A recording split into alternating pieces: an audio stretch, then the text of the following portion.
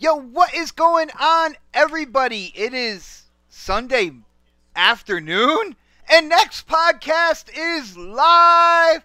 Yo, huge shout out to everybody in the chat. Thank you for joining us today in a specially timed edition of Next Podcast. I will let you guys know, Next Podcast is Saturdays at 7 p.m.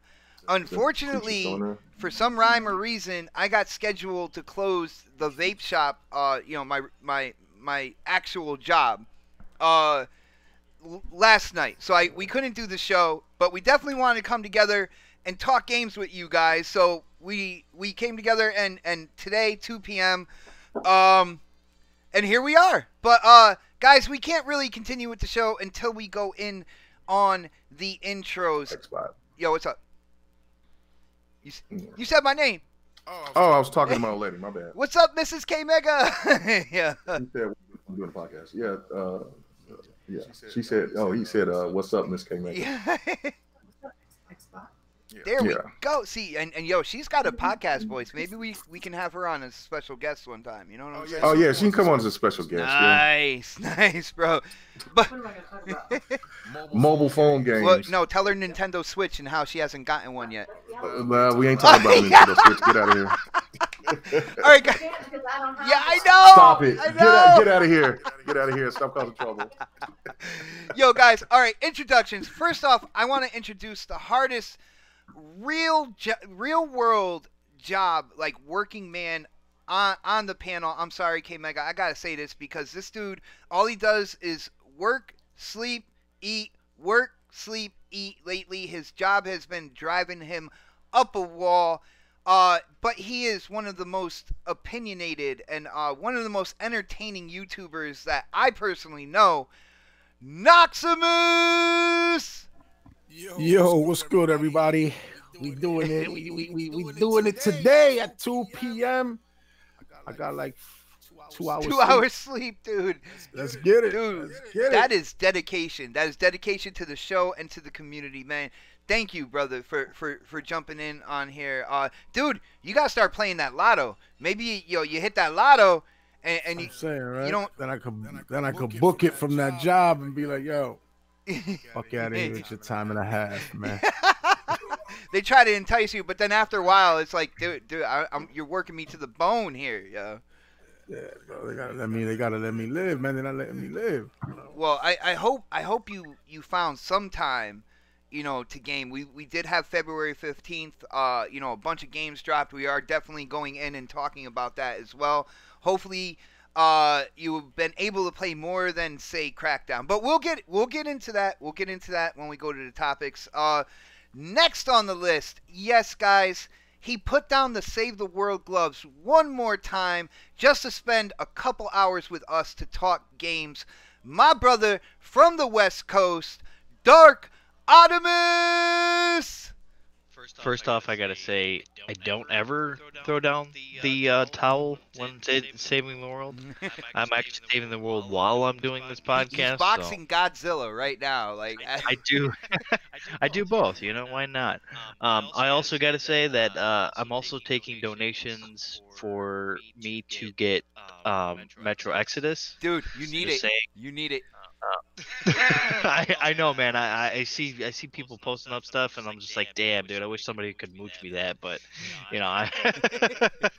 but it is what it is. I definitely wouldn't mind to play it, but Now, yeah. see what it is, man. You got to give them incentives. Now, like if somebody does give you the game, would you like stream it on Mixer and let everybody see like how you play Metro and whatnot, or Would I stream it on Mixer? Maybe Oh. if people would actually watch my Mixer. If people would actually watch it, I mean, I wouldn't want just like one person there just being like, yeah, this is cool, man. You're good at this game. Just kissing ass, but they really know that I'm not Dude, good Rome, at the game. Rome was not built in a day, man. You got to put the streams out there. Dude, I want the red carpet all the time, every day, all day. I was gonna do a whole carpet drapes joke with that, but I'm not gonna do it. I am gonna move on to the next man on the panel, coming live from the 405. And yes, guys, he still didn't get the lady her switch. K Mega. So disrespectful. So disrespectful. She's been managed this weekend, man. I have to tell you what happened when she came in here when Lemon was me and Lemon was working on some stuff. Yeah, I was like, what hell for? How you gonna be messy like that? Anyway, it was funny though. She threw me completely off. But yeah, man. Here doing it Sunday. Got to do a family function. Well, go to my uncle's birthday here in a little bit, but. You know what I'm saying? I have to go support my boy, and so we're gonna do this and talk about these games, man. All right, well, guys, I hear that there is an echo going on, so I'm gonna try to fix that as we're going in. We're gonna do things a little bit differently than when we go Saturday night. Saturday night we usually like keep like the bigger, juicier topics. For the middle to the end of the show.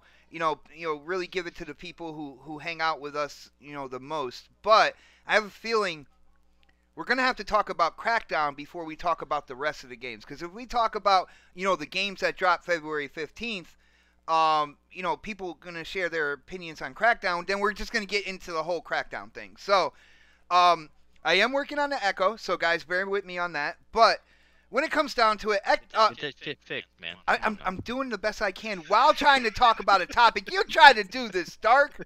Come on, man. Yeah.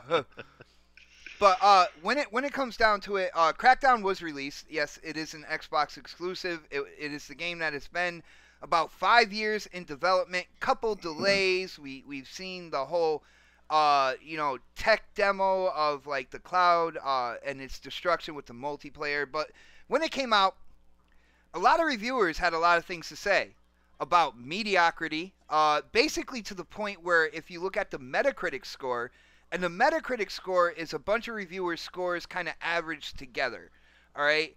It's hitting at about a 60, 59, 60 on Metacritic. Now, there's people out there in social media that they're talking about, is this warranted? Is the game really a 60? Is it really a 59? Like, what is going on with this? So, let's go. Yo, Mega, have you played Crackdown since its release? Yes. All right. Why don't you share kind of like your thoughts on the game? What you like and everything like that, and then let people know when it comes to the reviews or whatnot. Just so you know, somebody came in through the back door. Oh, we got a back door. Who? Thank you for watching. Yeah, that's me. My bad. Someone left it unlocked. I thought I'd let myself in.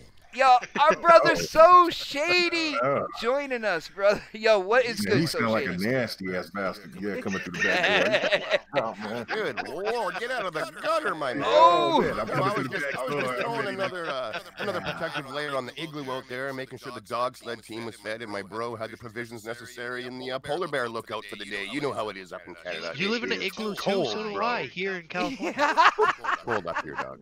Yo, oh my man. god, oh my goodness, guys, it is going on right now.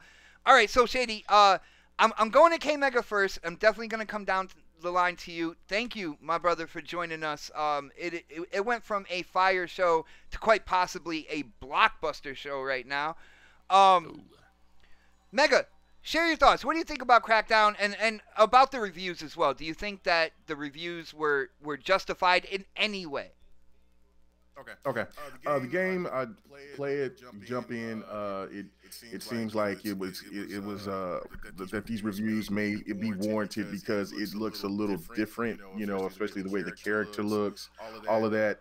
Until you start getting into the world itself, and then you start playing it, and then when you play the first boss, then you realize that that's just the introduction, and then the credits started rolling, and then you get into the city, and then there you go. It's like the music is jamming, it's fast paced, it's action packed, and then you just started going into this open world sandbox, just like any of these open world type of games that's like GTA 5, just, you know, Agents of Mayhem, Saints Row, all that.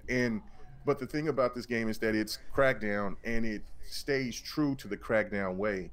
My opinion is that it takes both elements of what's good for Crackdown 1 and Crackdown 2, and then mesh them together, and then what you have is Crackdown 3.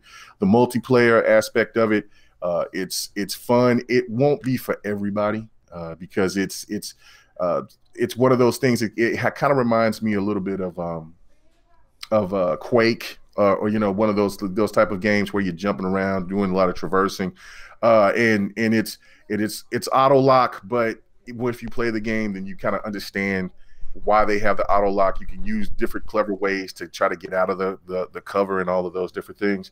So overall, the game, when you get into it, like I said, it seems like it's like, oh yeah, because the movement's a little sluggish. He's not jumping as much. He's real skinny looking. It looks like it's the drab little area where you start off, and then once you start getting into the gist of the game is fun as hell. It is so addictive.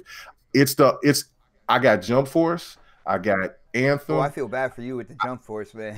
I'm hearing bad things about that. And I got We're here for you, Mega, if you want to talk about Jump Force. Well, no, we can talk about it. And then I went ahead and then Bot convinced me to get Metro, and all these games to me is warranted for playing time, regardless of whatever. But Crackdown is taking a space. I have not stopped playing Crackdown. I'm just now on Jump Force, just now getting through the introductions. It's crazy. Well, Mega, you said that like you can't stop playing Crackdown right now. So I got to ask you, what is it about Crackdown? Is it like, you know, going for the orbs? Is it the environment? When you turn on your Xbox, what makes you gravitate towards Crackdown more than the other games? It's just fun. And this is what's crazy, because we played betas, or we've played these games at E3. Like we played Jump Force in E3. E3 had a long line, and people kept coming back, even when they was checking out other thing on the show floor, to come back to play Jump Force. Jump Force was fun, and when we even played the beta, it was fun to play. It just the online component was messed up. I don't know how the online is yet, because like I said, I'm just now turning the game on and getting through the introductions. But I tried it again, but then I fell asleep, and now I'm doing it again. But Crackdown has kept, and as much as we've been hyped on, how much as I've been hyped on Anthem, like this is the game right here. This is EA's comeback. Mm-hmm. I haven't even booted Anthem up. Oh, you have EA access? Yeah, I have EA access. Yeah, and I have, and then I also got it free when I got this RTX 2060 on the PC. I haven't even attempted. Well, I did last night because Delirium, but I don't have Premiere, so I was like, I'm not paying no extra money when I already got EA access, so I'll just wait. But I haven't even booted it up because Crackdown has been so fun. I've put in. You need to go bust out Anthem, bro. Bro, I already know. I mean, I've been hyping why everybody was being critical about Anthem because of the damn beta. So why are you playing Jump Force then?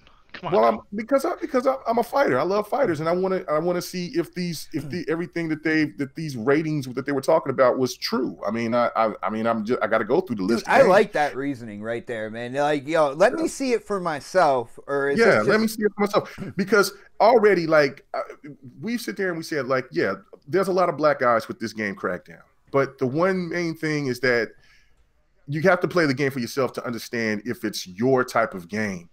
What, you know, the whole thing, what's the next man's trash, another man's treasure, whatever the case may be, that may be what's going on here.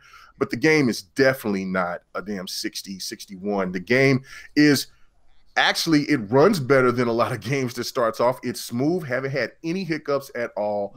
It's the more that you build up your character, the better that the game feels. It's fast paced. The guns, the enemies. There's plenty of enemies in the game, and then just there's still so much more to do. And I've been playing this game for about 11, 12 hours now. So like, and I'm not even nowhere near done because I'm over here looking for orbs and shit. That sounds like the most boring thing ever, but I'm looking for orbs. I'm looking for the special orbs. I'm over here taking out camps. I'm just shooting just random shit like those satellites that's on the buildings. I'm just shooting. Yeah, I think they're meant for something like those satellites. So like when I see that red ring, I pop them off. But yo, just 1 second, man. Got to pay the bills. Shout out to Face 23, Brooklyn, New York.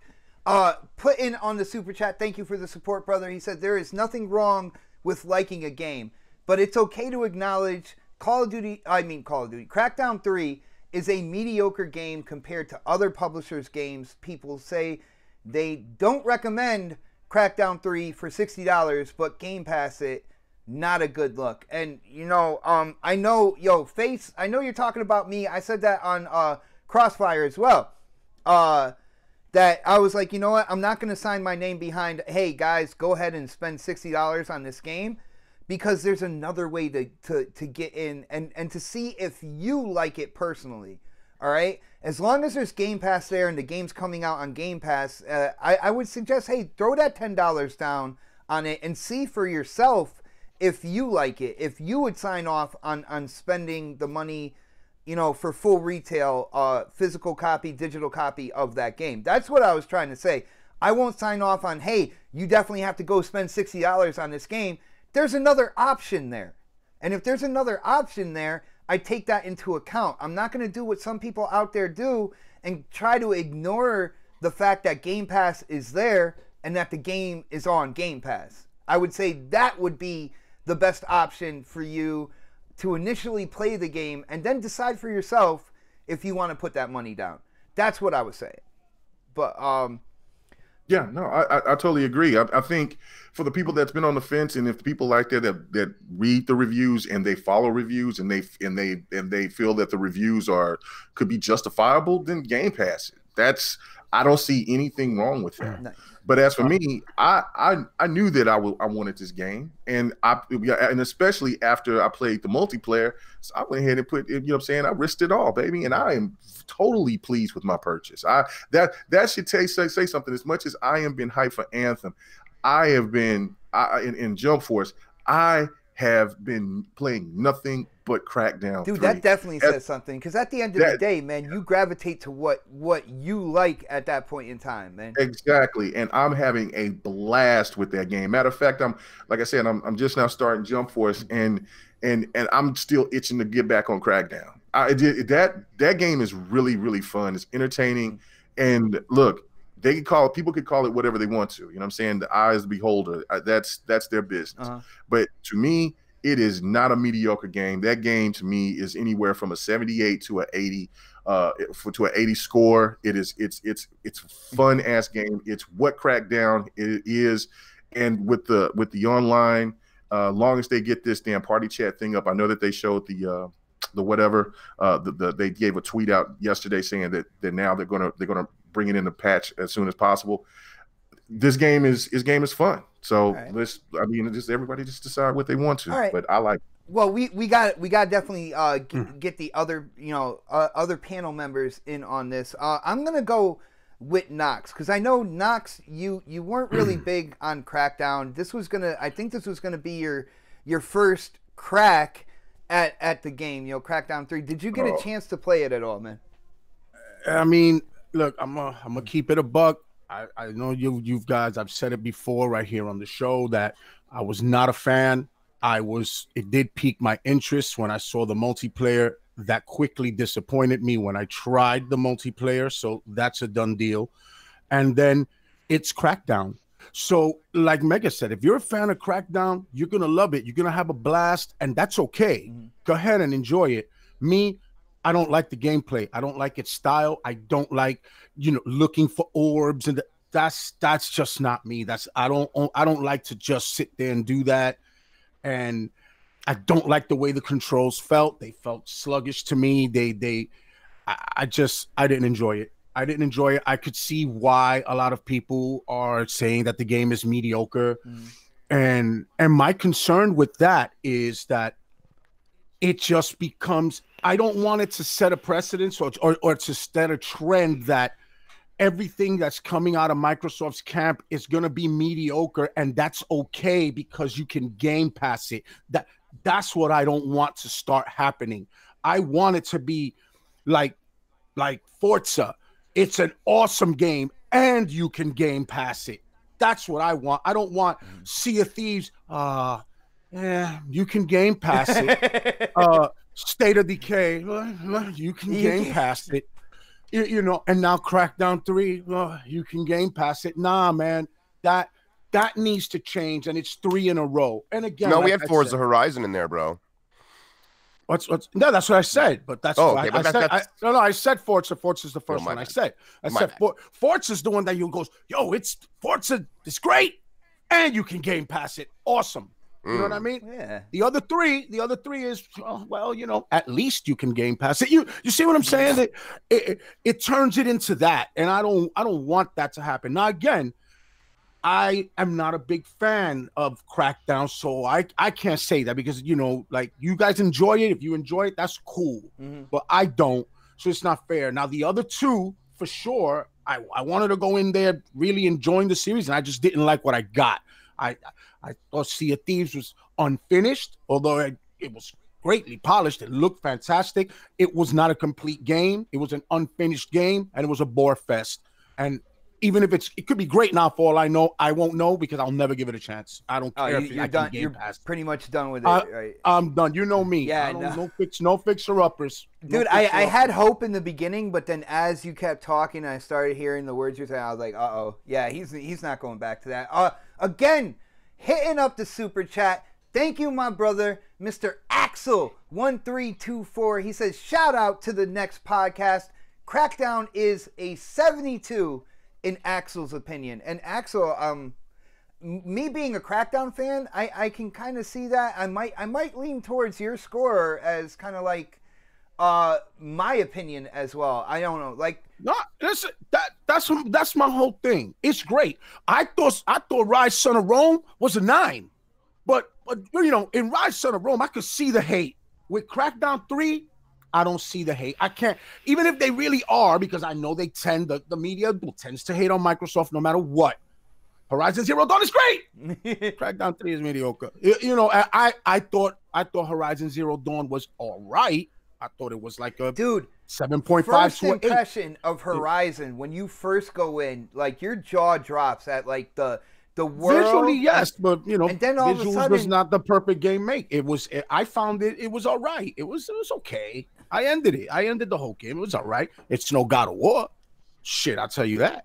You know what I'm saying? You want to get on the God of War discussion? I found the perfect kind of like review and breakdown of God of War. I shared it on Twitter. It's highs and lows, because there's people out there saying that, you know, God himself came down and crafted that game, and that's how great God of War, God of War, and Red Dead Redemption and The Witcher 3 are the gems of this generation. Man.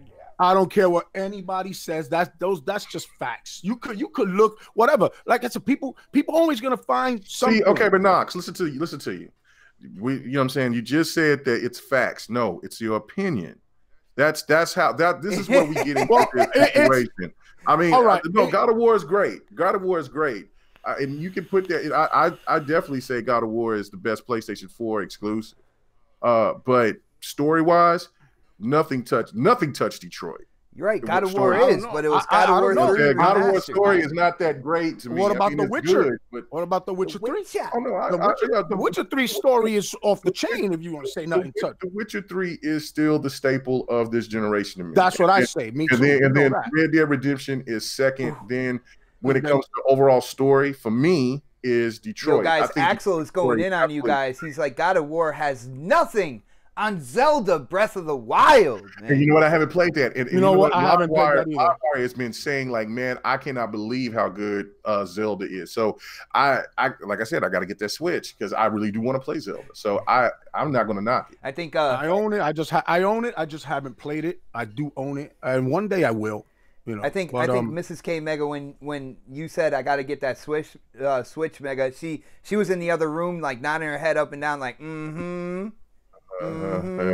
I mean, but you know what, Mega, you're right in terms of it's always going to be it's everybody's opinion. Yeah, everybody. You know what I mean? It's always like that, right? That's it. You know. So yes, when I say without a doubt facts that these are the facts though, they are technical marvels, bro. In terms of gaming, what God of War brings to the table is phenomenal. What Red Dead Redemption brings to the table is phenomenal. They took care. It shows those 8 years invested in it. Show those 5-6 years invested in or was it more for God of War? I'm not sure. Show. Sea of Thieves was being worked on for 5 years. What the fuck were they doing for 5 years? But Sea of Thieves was a game that everybody, if they paid attention to it, was interested in it, and it known, or especially if they were PC gamers, they know that these type of games, they always, I mean, just like Ark and all the rest of them, they start off, they have some content, and some of these games has a lot of content that's enough for the gamer. Some of these games don't, but they build over time and become marvels. You know what I'm saying? That's what Sea of Thieves is. But I just wanted to make this point with everybody's talking about games of the generation. Crackdown should be looked at for how much better is it over its predecessors. And that's how I look at it. It's Crackdown better than 1 and 2. And by far, to me, it definitely is. Visually, control-wise, just for everything that it has to offer. The multiplayer, from when you compare it to 2, everything is better. So when people keep talking about games of the generation or how long games has been in development, that's you see that a lot of games go through all types of different situations where we may not know about it, and then the game just pops up and like, oh, okay, well, this and that. Like The Last Guardian went through a long period of time, and the game may appeal to some people. The game may not appeal to a lot of people. But that's another one of them games that I absolutely have no interest in. Right. And that's to me is where the difference is that is The Last Guardian better than Inko and Shadow of the Colossus? That's how you gauge that game, not when every Xbox exclusive or PlayStation exclusive drop is that the game of the generation. I think some of these fanboys get more expectations than how actually some gamers look at games. You know what it is, and it's a little bit of both, right? You know what? It's just that I guess Xbox guys, Xbox gamers, right, are waiting for that one killer app, bro. They didn't get it with Halo. They didn't get it with Gears. At least that's the way they feel. I thought Gears was phenomenal. I love Gears 4. Gears 4 was a complete package, man. Gears 4 was hot to death. Right. But whatever. I guess people didn't like JD, or I don't know. I just think people are easily influenced. I think because the minority is so loud that there's so many people. Yeah, the vocal minority. Yeah, the vocal minority is just winning the battle when it comes to what's a good game, what's not a good game, in my opinion. All right. Yeah. See, to me, Rise was a dope game that got shitted on. Absolutely. I'll say that. Now, with Crackdown, hey, it's to each his own. If you like Crackdown and they're giving you more of it, go ahead and enjoy it. As for me, that's a hard pass. All right. Well, that's a hard pass. Let's and there's nothing wrong with that. Let's get the rest of the panel involved. Mr. I am boxing Godzilla while being on a gaming podcast himself, Dark Optimus. Dark, did you get a chance to get in and play Crackdown 3 yet? I did. And you are it's blown away by the gameplay, right? No. Damn it. Come on over, Dark. I see the appeal. I see like people who like that type of game.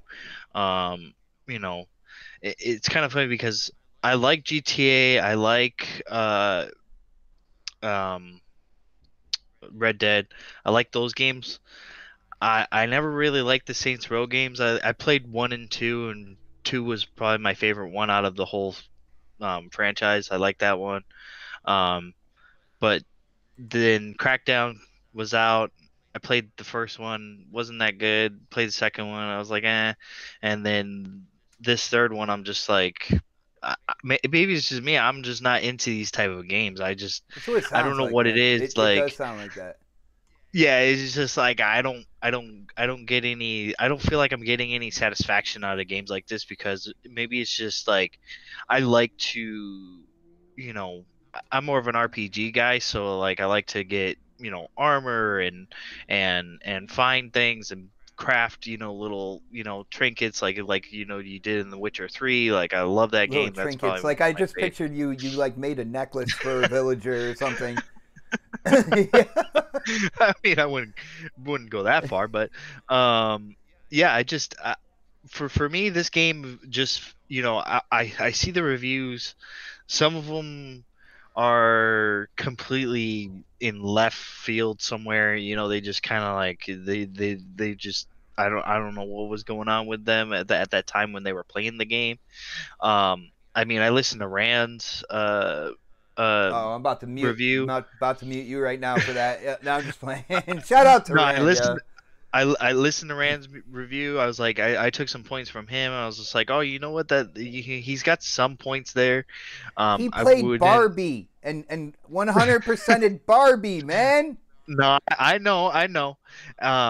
I think he had some good points, but then, you know, it really, I think it comes down to just personal preference. I think people, Right. you know, some people like those kind of games, and you know, I think it's definitely, you know, I would never say it's a niche type of game because it's such a huge, you know, fan base for those types of games, but I think it's just for me, and I think for a lot of people that are in YouTube and in just in general, they just don't care for those kind of games.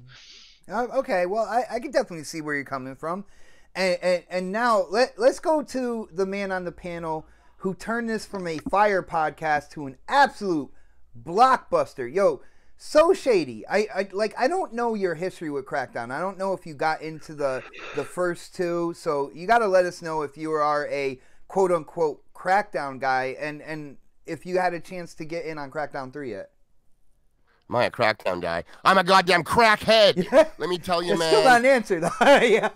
Oh, that very first game, dude. That very first game. I remember when the demo came out on Xbox, and you got to play it up until I think you ranked up one of your powers into like 3 stars or something, and then a 20-minute countdown came on, and once that was over, the demo would restart. And my brother and I played the shit out of just the demo, and we knew when that countdown would start, so we would power everything up to just below the threshold and run around the city and just horse around for as long as we wanted without the timer activating. And then when it came out, we bought it, and not because it had the Halo beta. Whoa. It was a nice add-on. I haven't heard nice that little too much. add-on. Yeah, but that's not why we bought it, man. I'm a huge Crackdown fan, and I'm not expecting it to take on the likes of Grand Theft Auto or Red Dead Redemption or something like that. You know, Witcher. Every game doesn't have to be every game. Like, there's room for everything. Tetris is fantastic. What's the story in that game? You got me, bro. I don't think there is one. Build But a somehow wall. it's Yeah. somehow it's fantastic. It just released a battle royale that everyone thinks is so good. It's going to be taking down a bunch of other games. It's Tetris and is universally loved. So why is it all of a sudden that an arcadey open world game can come out and it's being compared to the most immersive, deep, $750 million budgeted Grand Theft Autos and Red Deads and the like? Like, I saw GameSpot putting up articles on YouTube a week before this game came out going, why didn't Crackdown kill off Grand Theft Auto? Maybe because they never fucking tried. Ooh. Maybe that's the answer. I mean, you know, they're not trying to. Crackdown is one of the purest video games that is released in a long time.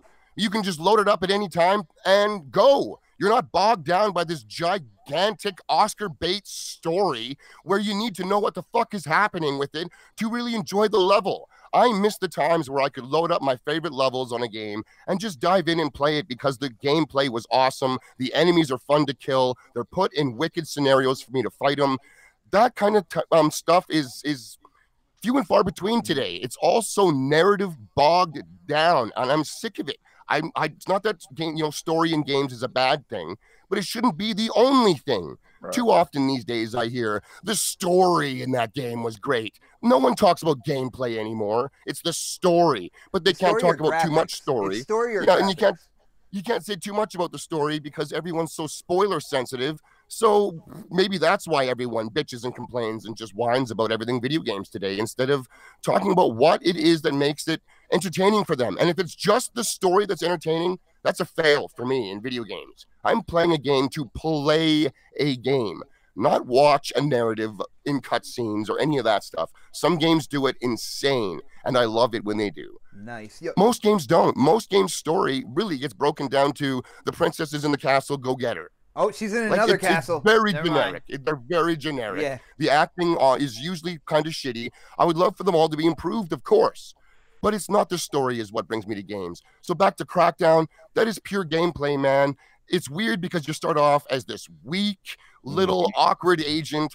Honestly, it's janky at the beginning because your guy can't jump. He can't climb so good. You can't aim your gun at specific body parts yet because you haven't leveled up the shooting.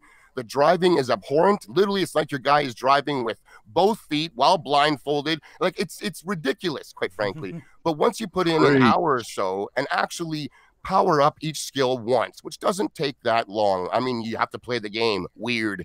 But once you start to power up just a little bit, the gameplay feels way better. You know how a double jump, eventually a triple jump. You have a double dash, eventually the triple dash. That is a huge gameplay improvement over the last games. The graphics alone are a massive jump over the last two games. The first cutscene in this game has more story, which I just slammed story, but it has more story than the last two Crackdown games put together. Like, I don't think every game needs to be compared to every other game either. Was Knack compared to The Last of Us when it was released and reviewed? No, it was not. It was reviewed as just a little platformer for kids, and that was fine because it should be. That's what it is. This is a game that isn't trying to take down the likes of Grand Theft Autos. It's not competing with the huge story narrative-driven stuff that Sony puts out in their exclusives. It's never, ever, ever been on the same level as the Halos and the Gears. It's never ever been known. No, that's right. And it's never been known for its online versus just because it has one. Crackdown 2 had an online versus mode, so you could go in. You could play deathmatch. You could do roof races. You could do a bunch of stuff. No one even knows that. That's how underwhelming the mode was. But that wasn't what people highlighted. Whereas with this one, oh my God, that online mode isn't what they promised, and you can't play with friends. So obviously the whole game is trash. But they marketed that though. They Shady. did. You can't, they sat there and made a whole tech video about the environments and how you destroy them and how damage stays and how. Well, they just went to IGN and let IGN play it. That's it. Well, I mean, and in that video, is going to have a room. In that video, they made sure to say that wasn't the game. They have to go back and somehow make a game out of this tech because having a building with every room and 50 floors isn't a fun game. You'll never find each other. You can't do it like that. Like, it's just unrealistic. So they had to do what they did. They should never have said that. They should have just. Uh-oh. Hold on. They'll be back in a minute. Dun, dun, dun. But the technology was gussied up as a Crackdown game. He was specifically talking about how you're going to be able to do these things in Crackdown 3. That's fine. So if that ruined it for you, Knox, that ruined it for you. But City is just different. And you're right, Knox. And you're right. They showed the tech demo, and then people got immersed. I did. Everybody else did into what that actual looked like.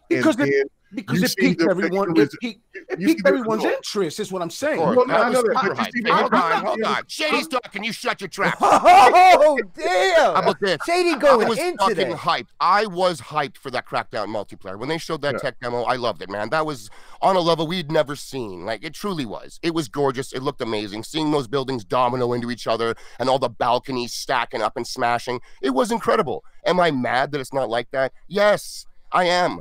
but I'm also a gamer, and I don't let one thing ruin my fucking games. I don't. It's not happening. It's not. Whether it was advertised or not, I only speak for myself. And right now, for myself, this is a fun game. I'm playing the campaign, both co-op and single, and I'm loving it. It looks way better. It plays way better. It's more fun. I like that type of stuff. So I'm going to give the game like an 8. I think it's getting unfairly shit on everywhere. Everywhere. I'm enjoying it. I don't review a game for someone else. I'm not telling you it's going to be an 8 for you. When you ask me my opinion, I say, for me, it's an 8. And it's not an 8 compared to Grand Theft Auto 5. I'm not comparing it to Grand Theft Auto 5. I'm comparing it to Crackdown. All right, guys, check this out. We have another supporter with the super chat. Sir X-Man, what is going on? Huge supporter of the community, of the shows that are out there.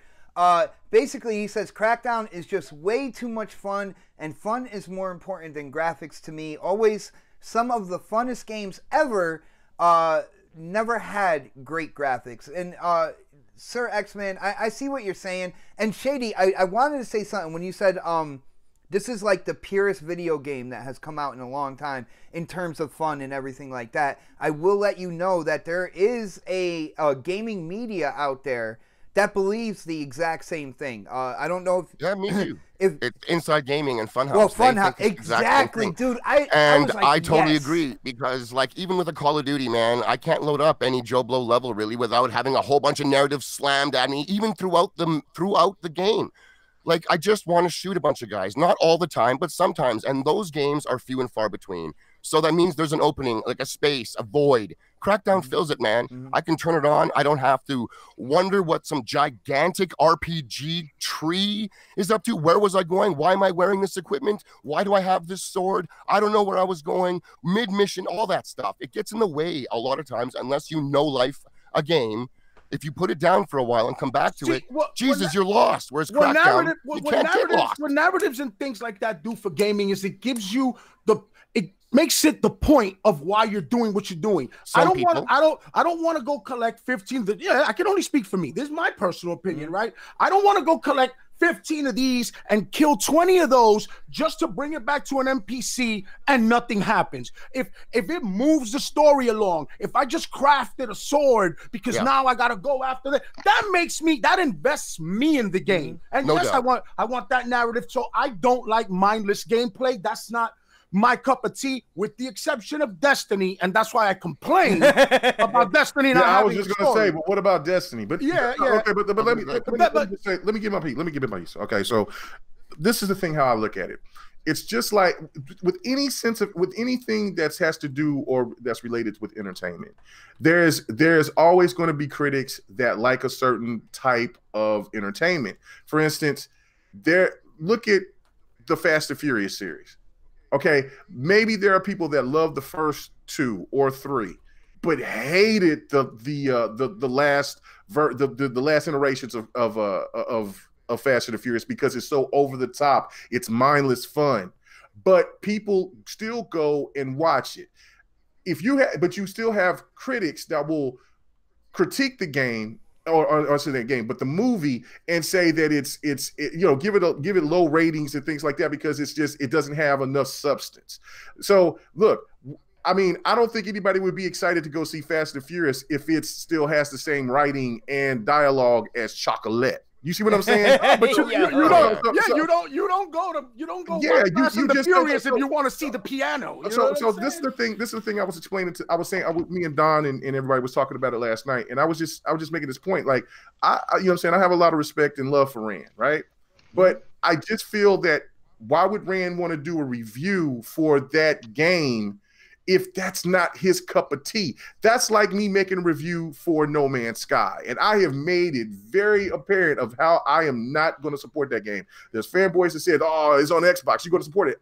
I'm not touching that game. I don't. You're saying you're not a fan of reading like an IGN review that opens the gate with "I hate Halo. Here's my Halo review." I'm not a Star Wars fan. Here's my Star Wars review. I can't stand that either. Like, I don't want. You're right shilling. about that. Yeah, Right. I don't want pure shilling, but I don't want unadulterated hate either. Give me somewhere in the middle. Someone who's familiar with the franchise. Exactly. They're kind of a fan. They're not a mega fanboy. Exactly. And like I enjoy that. I want to hear about what the game does. Give me how it plays. Give me some background. Don't judge these games. Reviews used to inform the gamer. Now they just judge for you. Now they just, Honestly, I think Cole Eastwood put it the best, and he was just like kind of like, because I listened to his review too, and it was just like he basically said, you know, he's a fan, but he can kind of see where people who aren't fans aren't gonna like it because of this and that and stuff like that, and that makes perfect sense. You know, I think you know for me and for Knox, it's not really Well, I can only speak for myself. I can't speak for Knox. No one can speak for Knox because, you know, he's a New Yorker and, you know. You try to speak for Knox, like he that, will cut you off you know. and give you his I know. opinion. You speak for him and you're going to find yourself. No, I said I don't like with the a vision, game. you know, something I like said I that. don't like it. no, and But- nobody's right. that- All right, go ahead. But for me, I think it's just, you know, I hear you guys' points. I respect your point, Shady, and that's great, man. You love that game. Well, you're liking the game and you're having a blast with it. I just, you know, for me, speaking from my perspective, it just doesn't do anything for me. You know? No, absolutely. And Like, neither of I us need are right more or wrong. from- There's no right you or know. wrong No, here. it's You true, don't it's like it. Knox doesn't like it. I really do enjoy it. Like, Yeah. none of us are wrong or right. It's just those are our opinions on the game. I would Yeah. like to think that the right. reviews You're are absolutely the reviewer's personal opinion, but I don't think that's the way a lot of these sites work, man. There seems to be a pack mentality going on, and Well, there's they definitely hate a on the bias games that they there. know is going to bring clicks because they hate, and they love the games that they know is going to bring clicks because of the love. Like, they not 100% biased, but they do play favorites here and there. That's fine. They Oh, are yeah. human beings Sure. at the end of the day. I mean, Even look if at- they were giving their opinion, it's still a little biased. We all are. Look But at I mean, the game is fun. For me, I don't think it deserves a 5. Like, in today's rating scale, a 5 is Right. almost an unplayable, broken be a mess. 7. You know what I mean? Like, the game is an easy 7. It's an easy recommend, especially with Game Pass. And that's not with, you know, to say bad about the game. I'll say that about every single exclusive going forward. Gears 5, you know what the best part about that is? It's going to cost me $10 to have it for the month. Ooh. and Like, I'm here's- never and leaving here's- Game Pass, so it's and fantastic with that here's the aspect for thing me.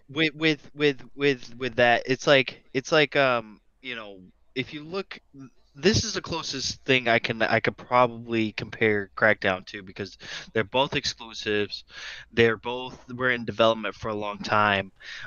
Is The Last Guardian. If you look Way at the better review- than that remake. if- Last if you- Guardian if- plays like ass still if compared to yeah, what it if did. you look at the Last Guardian's reviews, it's I think it was I 9? think it got like a 7 or something like that. No, on they IGN? gave it an 8. I posted it. Oh no, they loved it. Yeah, They gave it a GameSpot 7. gave it a No. 9 out of 10. No, IGN gave it a 7. Yeah, And it was a broken mess. When I played that game, there was points where I was like, "What the fuck am I doing here?" Because I couldn't understand it. Like, and I played the game, but I mean, I'm not a reviewer. I'm not gonna go out there and review the game. I'm not gonna sit there and say, "Oh yeah, you should buy it There or was you also should buy it." But you know, to compare both of those together, it's kind of, you know, because they're both games that were in a long development cycle.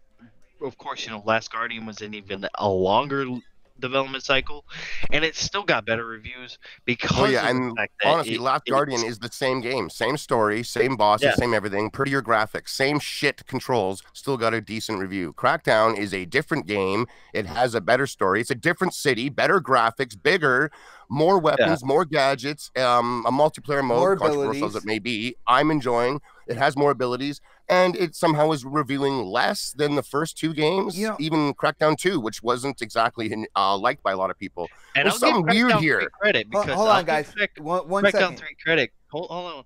I want no, he's got to pay the I gotta pay bills. the bills, Gotta pay man. the bills. Yo, the colors are adding up give right credit now, because man. it has great gameplay mechanics. Like I felt it felt very smooth. It didn't feel It did. like Did a you hear the broken English game. coming out of Xbox mouth? Mhm. He said, There's hold bills to on, be he's paid. got to pay the bills. I got you, yo. Oh, he's got to pay. Yeah, my yeah, bad. yeah. My bad. Real quick, yo.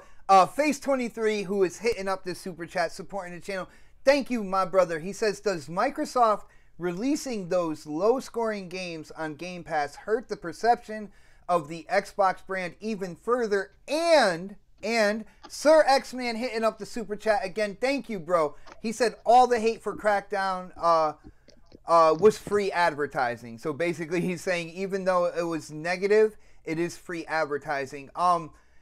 Those games didn't hurt any brand over Xbox. The brand is growing. Last I checked, they make more money each year now. They're selling more systems and more games. So if anything, it's positively affected the brand. And Shady, what I think this is, and I think we are having an awesome discussion here about this. What I think this is, and I know I've been kind of like almost a fanboy of the service, but I think a lot of it has to do with Game Pass. Because it does, absolutely. If you do have Game Pass, you're gonna try the game out. You're gonna realize that it is fun to play. You're telling your friends about it. You're letting your friends know about the service. Oh man, you spent $60 on that? No, I paid $10 a month and I play that plus like damn near 200 games as well. Absolutely. There's one thing also to remember about Crackdown is this is the last game from the old regime of this gen over at Xbox. There has been big shakeups over there, as everyone knows. We've talked about it for a long time, and they have obviously opened up the wallets. Obviously, they're buying studios left and right. They're promising bigger things almost in the industry's scene with the Initiative quadruple A game, a new brand there. I think that this is just it. This is the last of the old Microsoft where budgets were tight on the Xbox brand. They weren't going all out. I think they weren't too sure what they were actually doing with Xbox up at the top with Satya there. And things have changed, obviously. And now that this game is out, let's start seeing what the new exclusives to start coming out are. Everyone's always like, oh, you're always waiting. The best part is I don't judge my damn gaming off of exclusives alone either. I don't. I play everything. So when exclusive comes out, that's cool. I might enjoy it. I might not. It has nothing to do with it being exclusive. I fucking hate exclusives. I'm sick of saying the word. I'm sick of hearing the word. I would rather every game was playable everywhere so everyone could enjoy them for what they are, not argue about where they're being played on. I'm sick of that narrative, man. That is not what makes me a gamer. It has never been what makes me a gamer. It's lame. So lame. So beyond that, this is the end of the old Microsoft when it comes to Crackdown. It's and we'll see what they have for the last smudge on their logo going through when they had to decide where to put the smaller amount of money that the Microsoft Corporation was giving them. Were they gonna kind of push the Xbox One X through? Were they gonna put more into the games? And they decided, because you remember at that point in time it was all about power and resolution and all that good stuff. They went with the hardware. Yep. And I mean, going forward, I don't expect every exclusive quote-unquote game from Microsoft to be this gigantic, $500 million budgeted, huge story-driven narrative cinematic masterpiece. That's not every single game. Doesn't have to fit that mold. It doesn't. Indie games are reviewed fairly. They're almost the only games that are. They're like, oh, well, the game's fantastic besides the fact that it looks like an 8-bit and everything else. It plays great. The nostalgia is good, yada, yada. We're giving it a 9.5. Indie game. Indie games are the only ones. Everything else has got this weird broken review system going on, man. And I think it needs to be revamped big time. There is room for A quality games, AA quality games, indie games, AAA, quadruple A, double, like all of it. I want all of them. I'm tired of every game needing 80 hours of my time to beat. That's too long for every title. All that stuff, man. Like, there's a little bit of everything, and I think Crackdown offers a nice, unique flavor. Nice, Shady. Yeah, I just wanted to make my...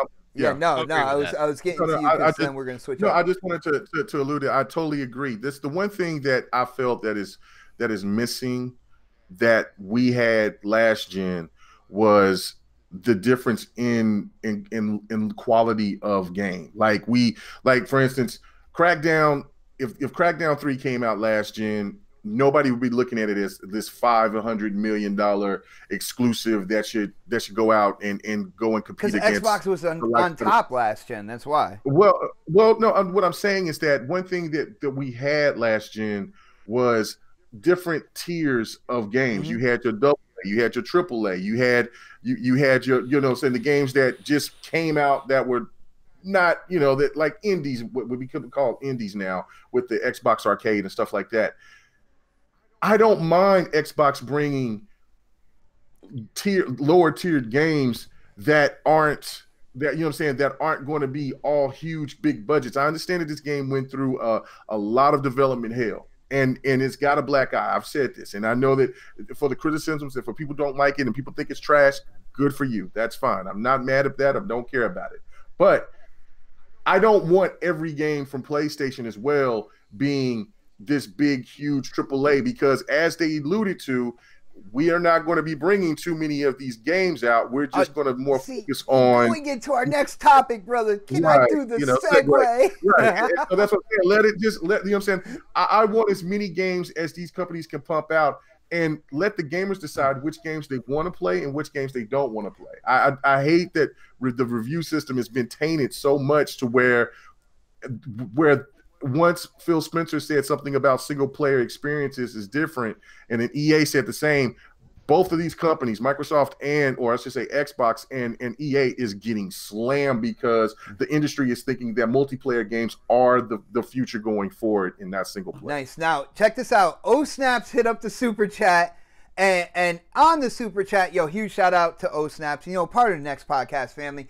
She said, hit that like button, people, and share, please. So, huge shout out to Snaps. You got to listen to her. I mean, she is the first lady of the Next Podcast. If she says that, you got to do it. But on that note, we are going to be switching topics because we're starting to kind of like the cup is spilling over into the next topic. Shawn Layden from PlayStation came out in an article and started talking about how PlayStation moving forward is going to focus on less exclusives, but they're going to put more time, effort, and polish into those exclusives, making them kind of like grander games or whatnot. And when I first saw this, I thought to myself, I didn't think that anybody was out there complaining that they were putting out too many exclusives. And when you look at like people's ideas of like God of War, Infamous Second Son, Horizon Zero Dawn, like all the exclusives that were out there, people were holding them on a really high pedestal when it came to graphics or narrative or gameplay. They scored these games really high and stuff. So I personally was wondering why he would come out and state, we're going to do less, but we're going to work on them more. And it seemed like the community just started cheering over that instead of wondering, well, why is he coming out and saying this? So, who wants to chime in? Was that Knox? That was me, right, man. Shawn Layden has been on some like serious amount of damage control. Did you hear what he said about E3 as well? How it's irrelevant. Only this year though, and he was quoting like back before there was no internet, and I had guys responsible for VHS and Hot Wheels and Barbie. We communicated with carrier pigeons at one time. Yeah, it's like, good Lord, man. We've had the internet for 20 years plus here, by the way. Like, it's only relevant this year, but moving forward, we're gonna find a way to retool it. So when we return next year, it'll be relevant again. It was embarrassing. And then going on to say, we're making less games. And I believe his actual terms were bigger. That's it. He just broadly said bigger. And in the past, they've also said they're going to be putting in multiplayer modes and DLC, microtransactions, games as a service model. That's the way I interpreted bigger. That's what he means. That's exactly bigger means just, we got more stuff to sell you over the long term because that's where the money is. Look at other companies making it. And Sony's going to be doing the exact same thing. But the narrative of the Sony diehards is certainly going to be, no, they're not even going to do quadruple A. They're going to Cinco, 5 times, 6, 8, 9 times. Woo! Like, it's not going down. They're just going to be splitting their games into DLC and games as a service, which is fine. That's awesome. Nothing wrong with that. But to think that all of a sudden it's going to be like the second coming of craziness over at Sony. They said less games because they have there's no E3 because they have nothing to show. They said less games because they want to make them bigger. And to me, bigger just translates into more stuff to sell you. Well, check this out, guys. Another part of the Next Podcast family has stomped down the door to make his entrance on this episode, and it would be none other than our brother Predator. What is up? Yo, what's up, man? What's going on, man? What's going on? Y'all hear me? Yeah, I can hear you. Yeah, man, welcome to the show. Oh, cool. Yeah, I'm still getting set up, man. I'm just jumped in real quick. What's going on? What we talking about? We're getting in on what Shawn Layden talked about with having less exclusives, but quote unquote bigger moving forward with PlayStation. And I kind of chimed in and said, well, nobody was really complaining about the amount of exclusives that were coming down the road when it came to PlayStation. So, you know, why would he say something like that? And you know, it's I mean, I didn't get a chance to hear what everybody else has said so far, but like Sony's, I mean, if you think about it, we've had just as many exclusives on the Xbox. If you take out the whole Play Anywhere aspect, people are going to give you lists now on Twitter, man. I know, and I'm expecting that, but the amount of exclusives have been almost about the same. If you don't want to count, I mean, and those people that are going to say, "Oh, well, it was on PC," so that's bullshit, because you know that's the term's exclusive. It's not on PlayStation, so it's still exclusive. Yeah, so it's still exclusive. So we'll just kill that one right there. Okay, so we've had about the same. The difference is the quality has been there for Sony, where it's not been there for Microsoft overall. And I'm not talking about Metacritic scores. I mean, like some of the games that Sony's dropped have just been bombs. You know, like we might enjoy as a group of Xbox gamers, it's probably split down the middle, whereas the exclusives that Sony has brought out, they've all been bangers. You know, they've been critically acclaimed. You know, they've been good. And I'm not gonna sit here and act like I've played some of them. So they've been really good throughout this generation, man. Yeah, and it's worked. And they've had top rated games all year. You know, and they've had high selling games from Spider-Man to God of War. They've been really good games, great stories, et cetera, et cetera. So I think it's more of the quality that they've put out. And for them to say they're making less games, I mean, they could be hitting that drought again. Like, and I predicted this like right after Spider-Man came out. You know, we're going to get Days Gone, and then what? Now everything else is in production, so they're going to run into the same cycle that we ran into on the Xbox. You know, because they did it at the beginning of the generation as well. Fred, I'm hearing behind closed doors, like I'm hearing games being thrown out there, like Horizon Zero Dawn 2. I hear like their launch lineup for PS5 will actually be like stacked. It's gonna be good. If the rumors that I'm hearing, and I don't go out on my channel and just every rumor I hear talk about it. I like to do my own research first and see how valid that rumor might be before I come out and say something. So let's not go there, because you know what happens is, you know, they're gonna play the old Sony bullshit they used to, where they announce it and it doesn't come out for 2 or 3 years. They'll announce it and they'll be like in production. But yeah. How about this, Predator? And I know you said you're setting up, so I maybe you have this to just reply to this, and kind of like my thought on the whole Shawn Layden thing. You know, Xbox is doing Game Pass. You see the studios that they have acquired, and you notice that the studios are good in many different kind of like budget brackets. They're trying to make Game Pass the Netflix of gaming. So Netflix doesn't have just AAA blockbuster movies, but they have a lot of content, TV series that go over there, smaller shows and everything like that. I'm feeling that that's what Xbox is talking about. They're going to have a wide range of games in Game Pass. So if you're looking at Xbox as your rival, I'm looking at Shawn Layden, and he's like, man, how am I going to combat that? How am I going to go a different direction than what they're talking about, instead of like acting like we're just going to go along with what they're doing? You know, that would kind of make them look like they are the leaders moving forward in terms of the innovation and everything like that. So Shawn Layden would come out and say, we're going to do less games, but make them bigger, you know, put more work into them and stuff like that. I look at that as kind of like PR to go against what Xbox is doing, because they know behind closed doors, they know more than we do as a gamer on what, you know, PlayStation knows where Xbox is going. Xbox knows where PlayStation is going to a bigger extent than what we know. And I look at that as kind of like a PR talk to kind of set up, you know, moving into next generation. What do you think about that, man? Yeah, I mean, I can see that. Or like you said, they know what they have coming down the pipe. They know there's going to take some time to get those games out. And that's why I say the drought thing. They know it's going to take some time. So what better way to kind of, you know, sell us in the beginning? We're making bigger games, so which means it's going to take longer time to make them. Because, like, you know, we get Days Gone this year. We get Major League Baseball, the show this year from them. And I don't even know what they have coming out at the end of the year. It's even predicted. So I think it's just PR talk. Like we got some work to do. You're saying what? Yeah, I mean that's been their MO for the past, you know, digital generation. When they say they're going to come out with games, you know, I expect them to take some time. Like the next thing I think they would come out with that would surprise anybody would be maybe a Order 2. because that's been out for a while. That came out as a launch title. It's supposed to be a 3-game series. We haven't seen part 2 of that. Spider-Man 2 is going to take some time. They just released that. Horizon Zero Dawn is probably in development right now, and you're looking at maybe another 2-3 years for that. God of War just came out. Unless they're using the same assets, I mean, I can see them dropping another one like next year. Because they can just basically build off of what they already have. DLC, they can drop DLC. They said no DLC. They said no DLC though. Yeah. See, that was dumb. That's a game that could have. Yeah. That's a game that could have benefited from some DLC. Seriously. Yeah. And Uncharted. I mean, I think the main series is done, but they may do a spinoff with those girls or whatever. Again, I didn't play that story, so I don't know how that ended.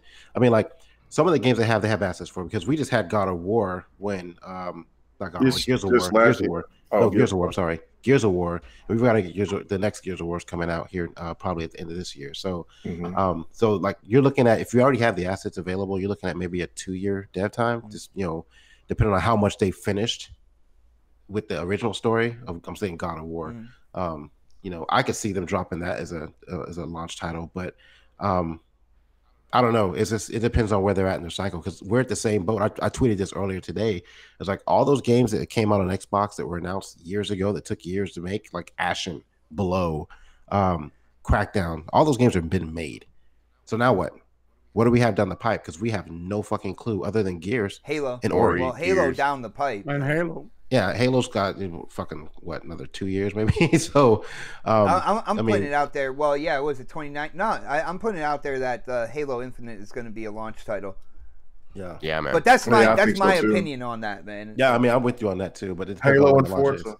But like, having said that, like, I think we're both companies are kind of both in this the downward spiral of the end of just current generation and working into the next systems. And there's not going to be a lot out between now and then. Well, that's why. But that's why they're going to announce the new hardware, and that's where the hype train is really going to be. Yeah. That all that information, and everything like that. I do want to give a shout out to Face23 again, hitting up that super chat, brother. Thank you for the support. He says nobody can question the output and quality of Sony games. That's why people are not doubting or questioning Sony's games. Period. They may not appeal to you, but you can't deny they are polished to hell. Dude, nobody's saying that. We're actually questioning why they would drop the number of exclusives and work on them more if nobody is questioning the exclusives that you have got this generation. I mean, to me, that's kind of weird. Unless it's Sony's in a rare position where they can drop some bullshit right now and it will still sell, because they've made so many great games over the past year and some change. They can drop anything right now. They could have dropped the game just like Crackdown, and it would have been fire for them. Yeah, because they have the credibility. Microsoft doesn't right now. Oh, if it was a Sony game, they would have been like, "What a nice change from the story narrative driven. It's awesome that it's over. Right. We love it. It's a great mix up. 8.5 out of 10. 8.5. That was pretty close to your score, he's right, man. Though. He's right. I don't doubt that shit at all, bro. It's true. Well, hold on, Dark. What do you think about what Shawn Layden said here? And I put out there kind of like my opinion on all that. It's basically PR talk to kind of set up their battle line, when it comes to the new hardware coming out, and kind of like their talk when, Game Pass is going to come out with a wide range of games, everything from smaller budget to big AAA titles. I feel like Shawn Layden did that, kind of to set up for what's coming for Xbox. But what do you think with what he said, man? I don't know, man. It's weird, right? Like, isn't it weird though? It's a little weird, but it's kind of like, well, we're just gonna kind of their games and stuff. It's just, I don't know, man. It's hard to explain for me because I haven't seen anything what they're doing next. I mean, we seen everything else, like Death Stranding and things that they've already announced. But with this, it may be coming down the pipeline where they're like, we just want to make really great games for everybody, and that's fine. Like, just if they want to have longer development times for their games, that's fine. Like, but it doesn't mean that the games are going to be great at the same time. Like there's some games that are out there that get long development times and aren't great. I mean, yeah, granted, PlayStation is in that boat of where they've come out with a lot of fire games so far, this generation, that people are gravitating towards. People are loving them. Like even people who aren't like hardcore gamers are loving these games, like Spider-Man and God of War. Like there's a Spider-Man lot caused of me to sell my people. PS4, man. And for you, that's your thing. But for a lot of people out there, they love that game. They absolutely do. And I've talked to a lot of casual people who don't play very many video games. They only play like few here and there throughout the year, and they absolutely loved Spider-Man. They absolutely loved God of War, and they're in that position where it's like, well, we're getting a lot of the casuals, we're getting a lot of the hardcore gamers. We're kind of killing it right now, so maybe we can spend more time on our games and make these games more of a, like Shady was saying, like a games as a service kind of perspective. And that was interesting. Is that a wrong thing? Is it wrong? Not really. I mean, it's more kind of like, they want to get more out of their games. They want to, have people be playing them for years to come, and that's okay. It's just, what is that going to entail? Is that going to entail more microtransactions? Is that going to entail more, DLC stuff that people aren't going to really want or care about? It's kind of an iffy situation there when it comes to if they're trying to do more games as a service. When it comes down to it, I know Knox, you want to chime in right after this. When it comes as like a game as a service, I mean, correct me if I'm wrong. You need like the staple of a game as a service. A lot of the times it's multiplayer content. Supporting the game, bringing more content out, skins or whatnot as well.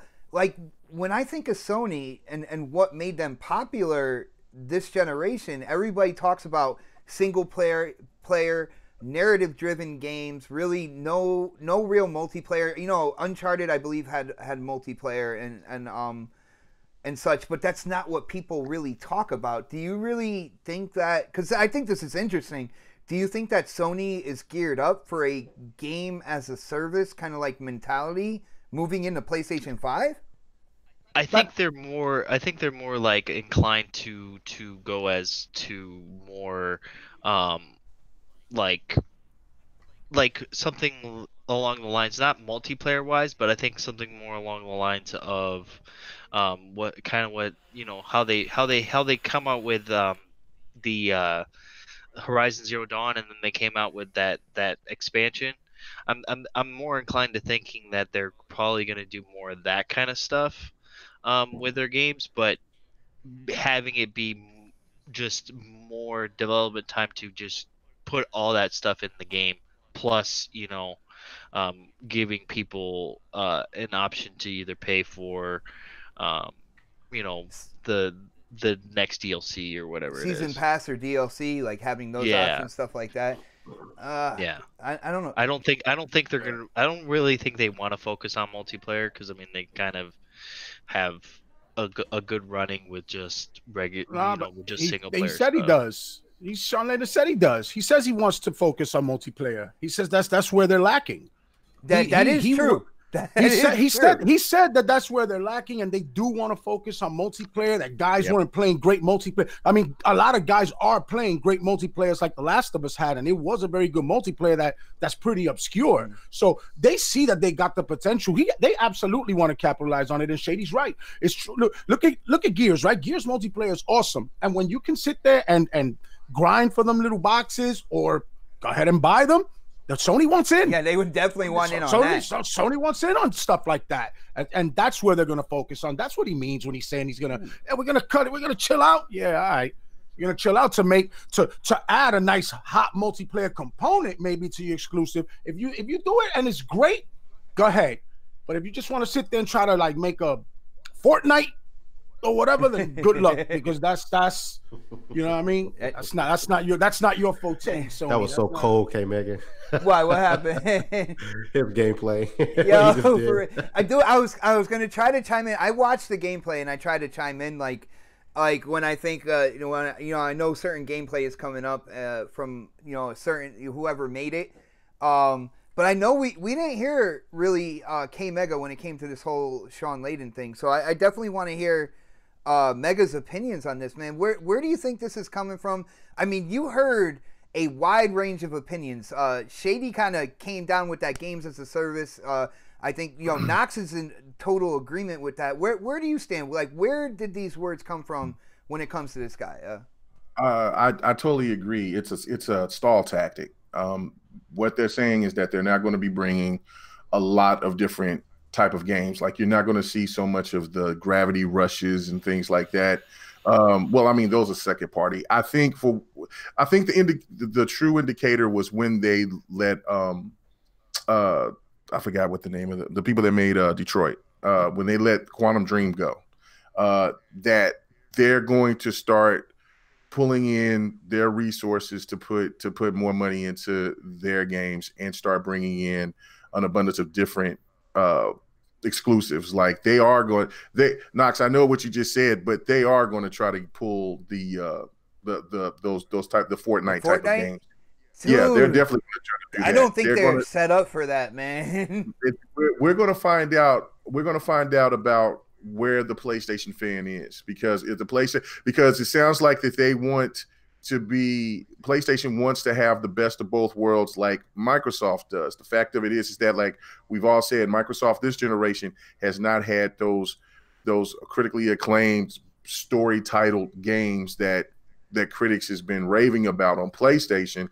And the biggest issue for PlayStation is that they have not had those critically acclaimed multiplayer games that Xbox has had. So it's one of those things where they see where their toast is buttered, where they'll make the most money, because when you have millions of people playing on one particular game and giving money for whatever transaction that they want to give for a Halo or Gears or for a Forza or whatever, that also has people staying on that system, unless differently than when you play. And I know that people are going to hate me saying this word, but those one and dones, which is true. Well, dude, you just look at the top 10 PS4 games that are being played right now. They're all multiplayer. Yeah, they're all third-party multiplayer, pretty much.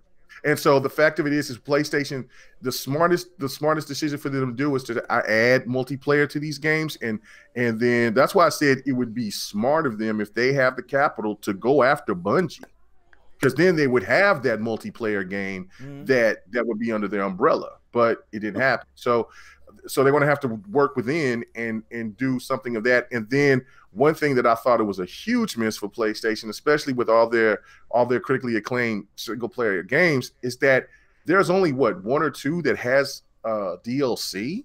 Like, God of War should have had some DLC. I would be back on God of War. Agreed. I think I know why they didn't have DLC though. Like, when you look at the story and everything, and like what happens at the end, all that good stuff, I think they're preparing for Kratos to be a part of Ragnarok, and they don't want to like throw that out there too early.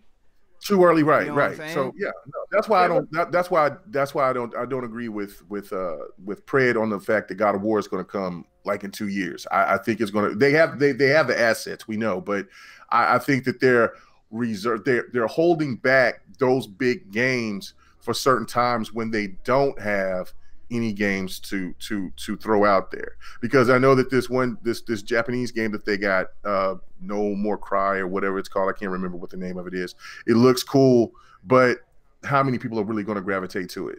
You see what I'm saying? I see it as being at the most it's a 2 million seller. Now I know that's still significant to terms, but when you talk about that attach rate, when you have close to 100 million and you going to 2 million, and that game doesn't have no DLC, then that game is not making no money. I mean, it made money to make a sequel, but it didn't make enough to where if they had DLC, it would benefit a hell of a lot more. That's where Xbox has been real smart on, even with however you think about Xbox games exclusives, they still have some kind of multiplayer component or something, or some kind of extended things. Even Cuphead is going to have something where you could pay in more money to where, you know, saying it generates more money. So I think it's a smart plan for PlayStation. I just think it's just also just PR talking and just holding back tactics, because they know the reason why they pulled out of E3 is because of money.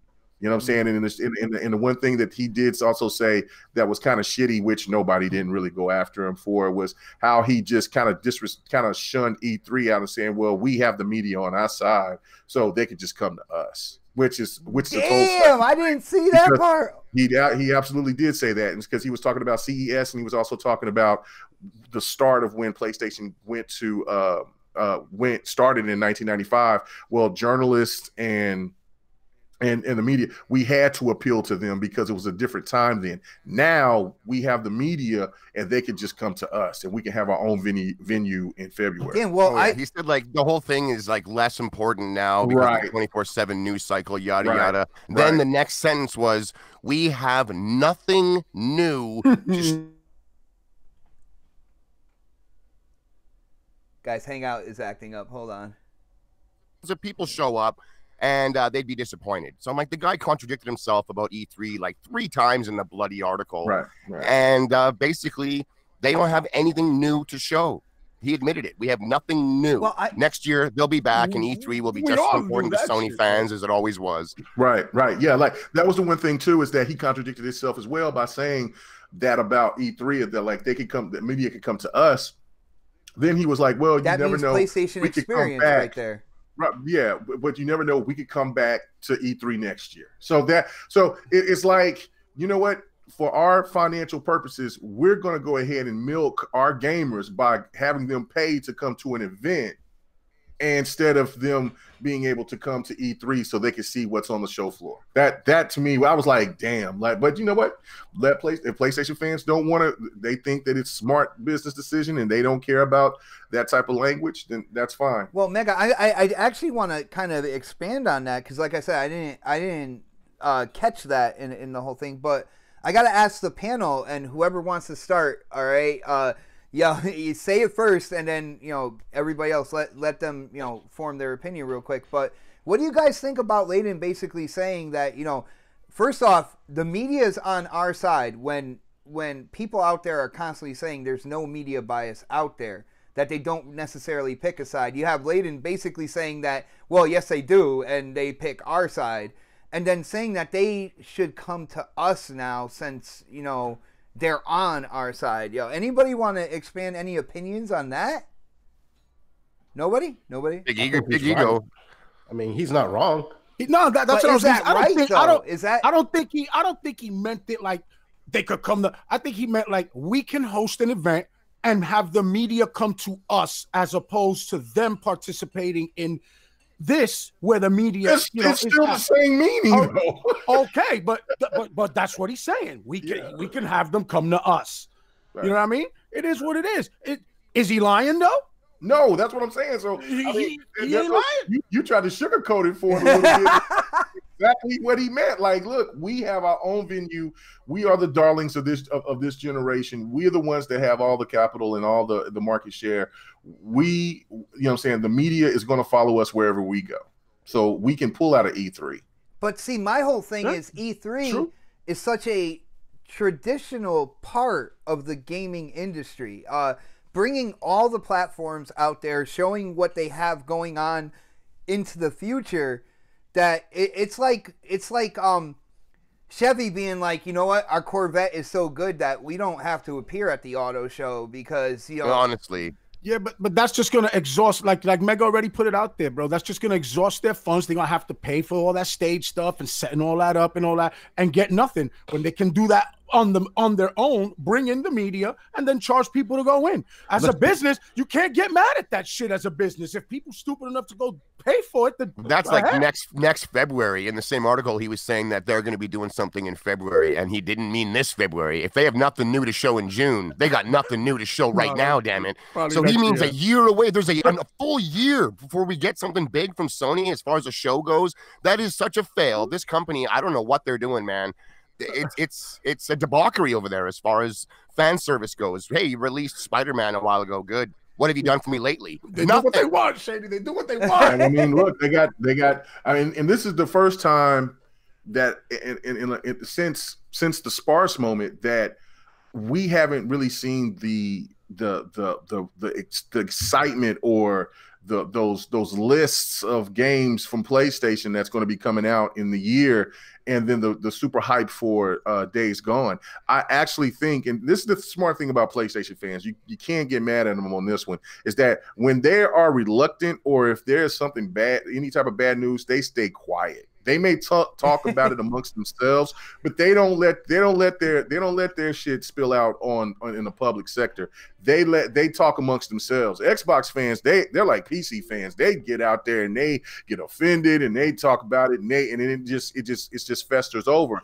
But you don't see too much hype over No Man's Sky, and it's really concerning. Even though Knuckles is saying that they've improved on the game a lot, and it seemed really fun when he was out there at PAX South. So it's one of those things, because it already did its job for the platform.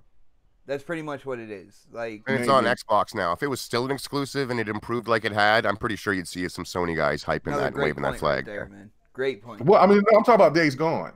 Oh, I thought you said yeah, you said No Man's Sky. Did I say No Man's Sky? I'm sorry. I mean, yeah, it's all the same to me. No, I'm just Days Gone. That's what I meant. That's what I meant. You just don't see a lot of the Days Gone hype as you would for the games for the last couple of years that's been pumped out by Sony. It's really weird. And also with that other the game that I was talking about, I can't think of the name of the Japanese game that's coming out that kind of looks like Yakuza. It looks cool. And so yeah, Judgment. That's the name of it. And so it's like, where is that? Like, there's no PlayStation fans that's throwing out those lists. I have not seen one of those lists of comparable Xbox game exclusives to PlayStation games this year. It's been really weird.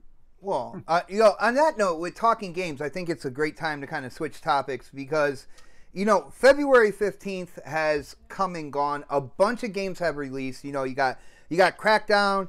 You got Metro, you got Far Cry New Dawn, you got Jump Force, and I know we talked about Crackdown, but I wanna ask the panel, like, exactly, what games did you pick up, and maybe besides Crackdown, because we talked about it so much, like what one of the other games like is getting your attention and your gaming. So let's start with Pred, because he came in kind of like the latest.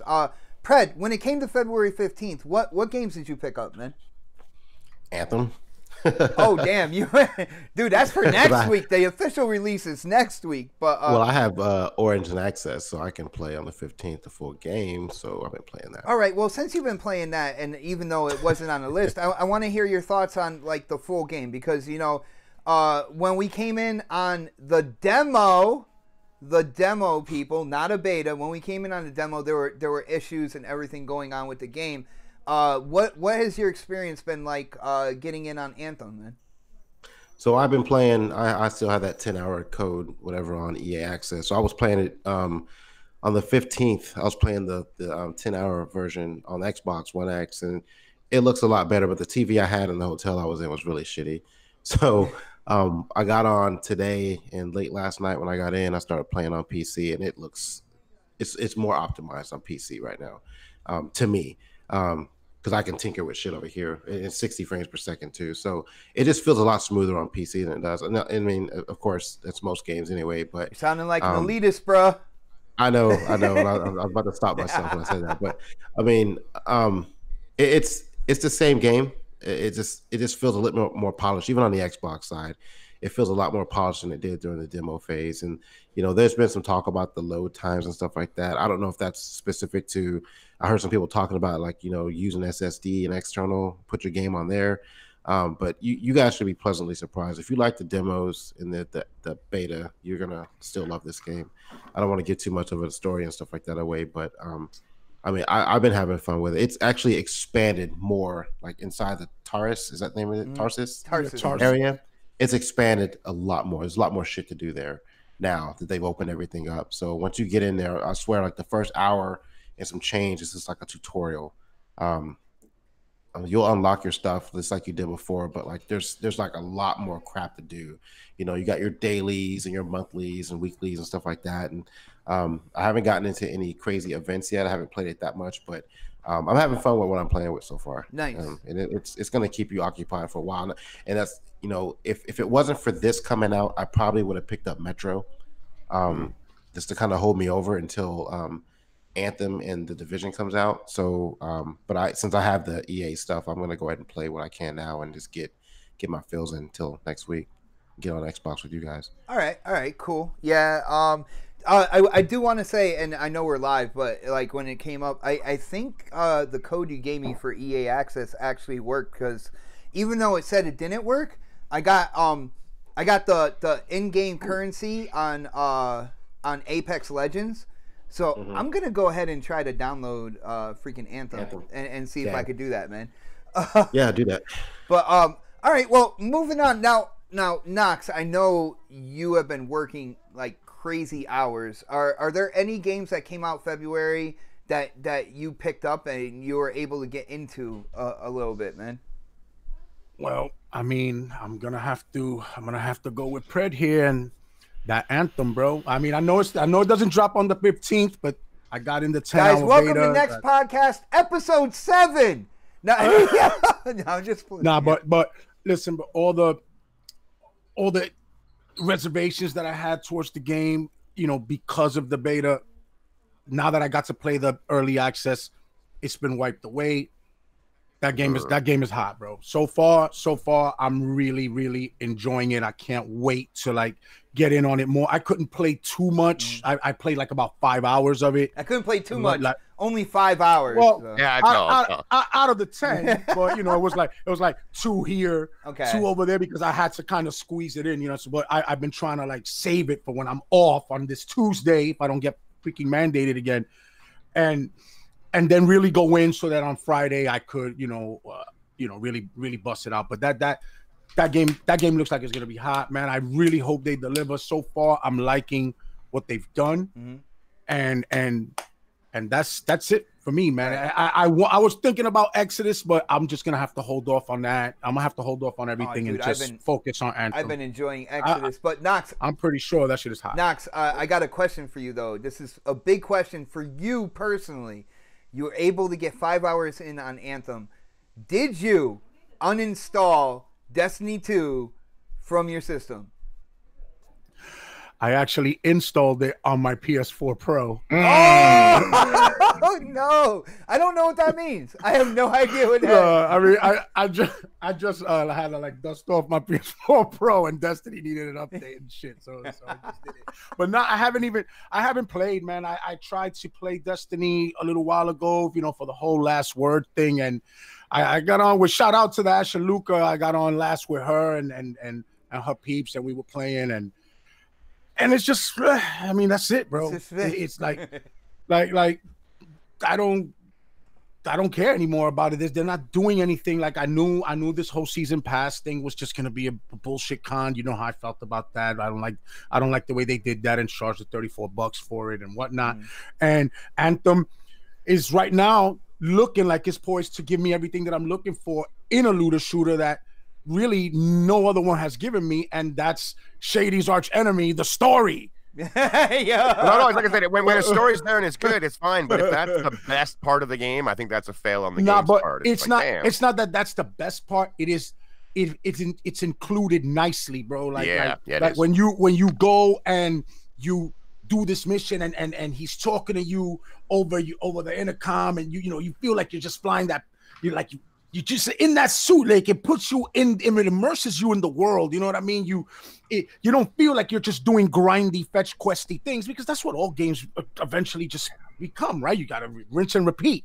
But when you got a nice narrative, like, oh man, this guy's over here and he's trying to reestablish this dominion that destroyed the world with a cataclysm some years in the past, that shit just makes it all the more playable for me, man. I'm like, what? I gotta know what happened. I gotta get that dude, man. You know what I mean? But yeah, it's looking dope. All right, brother. All right. Well, that is good to know, and I can't wait, for next week's show when we really go in depth. We might have another special guest. I have somebody kind of like penciled in for next Saturday's show, so I think it's going to be really, really interesting. Yo, Shady. All right, I know you have had to pick up more than just like playing Crackdown. What other games have you picked up for February 15th, man? Like Crackdown was obvious because of the Game Pass. I also have Anthem coming and EA Access, so I did try the beginning of that. And I gotta say, man, even more ridiculous that they called what we played earlier a demo, because the jump from what we played before to what is out now is huge. Like both, it plays better. I think it looks, man. Yeah. Personally, I think it looks almost like a different game. There's just more detail everywhere. It's running better. It looks better. I think it plays better. Like, Jesus, I can't believe they called it a demo even more. And there's another patch coming day one too. Yeah, that's right. So I can't believe it. Like when you're walking around in Tarsus, the speed of your actual walking is vastly improved. So you're not crawling around like you were in that demo. I found the demo to be very blurry myself. I thought that it was just a blur bomb. You're whereas I don't see that anymore. You're watching the demo right now, pretty much. Like, so I like, kudos on the jump, because I was a little concerned playing that demo that it was going to launch in a similar state, and happy to report that that's not the case. So Anthem has got me insanely hyped. And then Metro, I did not pick up. I had it pre-ordered, and after that Crossfire a few weeks ago, talking with Mooch, I ended up canceling my pre-order. Not anything to do with the game at all, not because it might show up in Game Pass in 6 months, that's too long, but just because I know I'm playing a lot of Crackdown with my bro, and I'll be playing a lot of Anthem with my boys, and I'm still playing The Last Light. I want to get 1,000 points in Last Light. I am loving the hell out of the game, and I want to do it justice before throwing out a bunch of money and either diving into this new game and trying to juggle it with these other ones that I'm playing, or just sitting on it and guaranteed having a sale dropping in the next 6 weeks. And I just feel like an idiot for wasting money. So I got to be a bit more budget conscious, man. I have what the World Health Organization has classified as a addiction problem when it comes to my gaming, man. Like I can't help myself. I need it all, and it costs just way too much money. I have to stop doing that type of thing. So Metro is a guaranteed coming, but I'm going to wait for that very first set. Real quick, just so you guys know, buy one, get one free at Target. Buy two, get one free at Target right now. Oh, physical, man. Though. Physical only. I don't know what that word means anymore. Physical? What's physical? But, yeah, I will say, when it comes to Metro Exodus, shout out to my boy Mooch, man. We get together every Friday for Crossfire. I am also with him every Wednesday on Xbox Nation. You guys know I'm on any show that will take me. But, Mooch has gone on record saying that, quite possibly Metro Exodus will be in Game Pass within like a couple months or something like that. I have a feeling it's doing pretty well, and from what I've seen, I would be very, very surprised if that game goes into Game Pass less than 6 months out. Maybe over 6 months, more like a year or something like that. Maybe not even ever, but I am loving Metro Exodus personally. The game looks great. It is a screenshot game. Like, you can take screenshots all over the place, share them on Twitter, and people be like, holy crap, what game is that? There is like old school kind of like graphics technology in the background of it. Some of it makes it feel a little dated, but like the whole game as a whole graphically looks stunning, and the gameplay is where, like, that's where I go home for, man. Like the using the lower tier like weapons, and you have like it's harder to shoot enemies and stuff. Your bullet, your aiming kind of veers off to the left or right until you start upgrading your weapons. Like, there is so much to that game in terms of gameplay, and then story. There is just layers of story in that game. That's the game. Like, I wanted to talk about when we put this topic in the DM. it is a game that I highly suggest for people who want to get into a world and experience like a single player, almost like desperate feel as you're out there exploring different areas and trying to get stuff to keep your train moving and stuff like that. I highly suggest Metro. I think it is a great game. It is a good single player experience. I bounce back and forth between that and Crackdown right now, because Crackdown is just over the top fun, and I can go in on Wrecking Zone whenever I just really want to just like level the whole kind of like area that you're playing in. But when I want to really think seriously about a game and its environment and push forward, I play Metro Exodus right now. Metro's immersion is almost second to none, especially in the first-person shooter genre. Dude, you forget you're in the room. Like, you like literally feel like you're Artyom, and like when somebody opens the door and I'm playing that, I jump because like I'm thinking, you know, mutated creatures or something like that. You really get into that game, man. Oh, you do. Like when you have to wear the gas mask and you're shooting these beasts and their blood is spraying all over your mask, so you tap the left bumper to quickly wipe the mask, and it's not an instant clean. It's still like smeared and everything.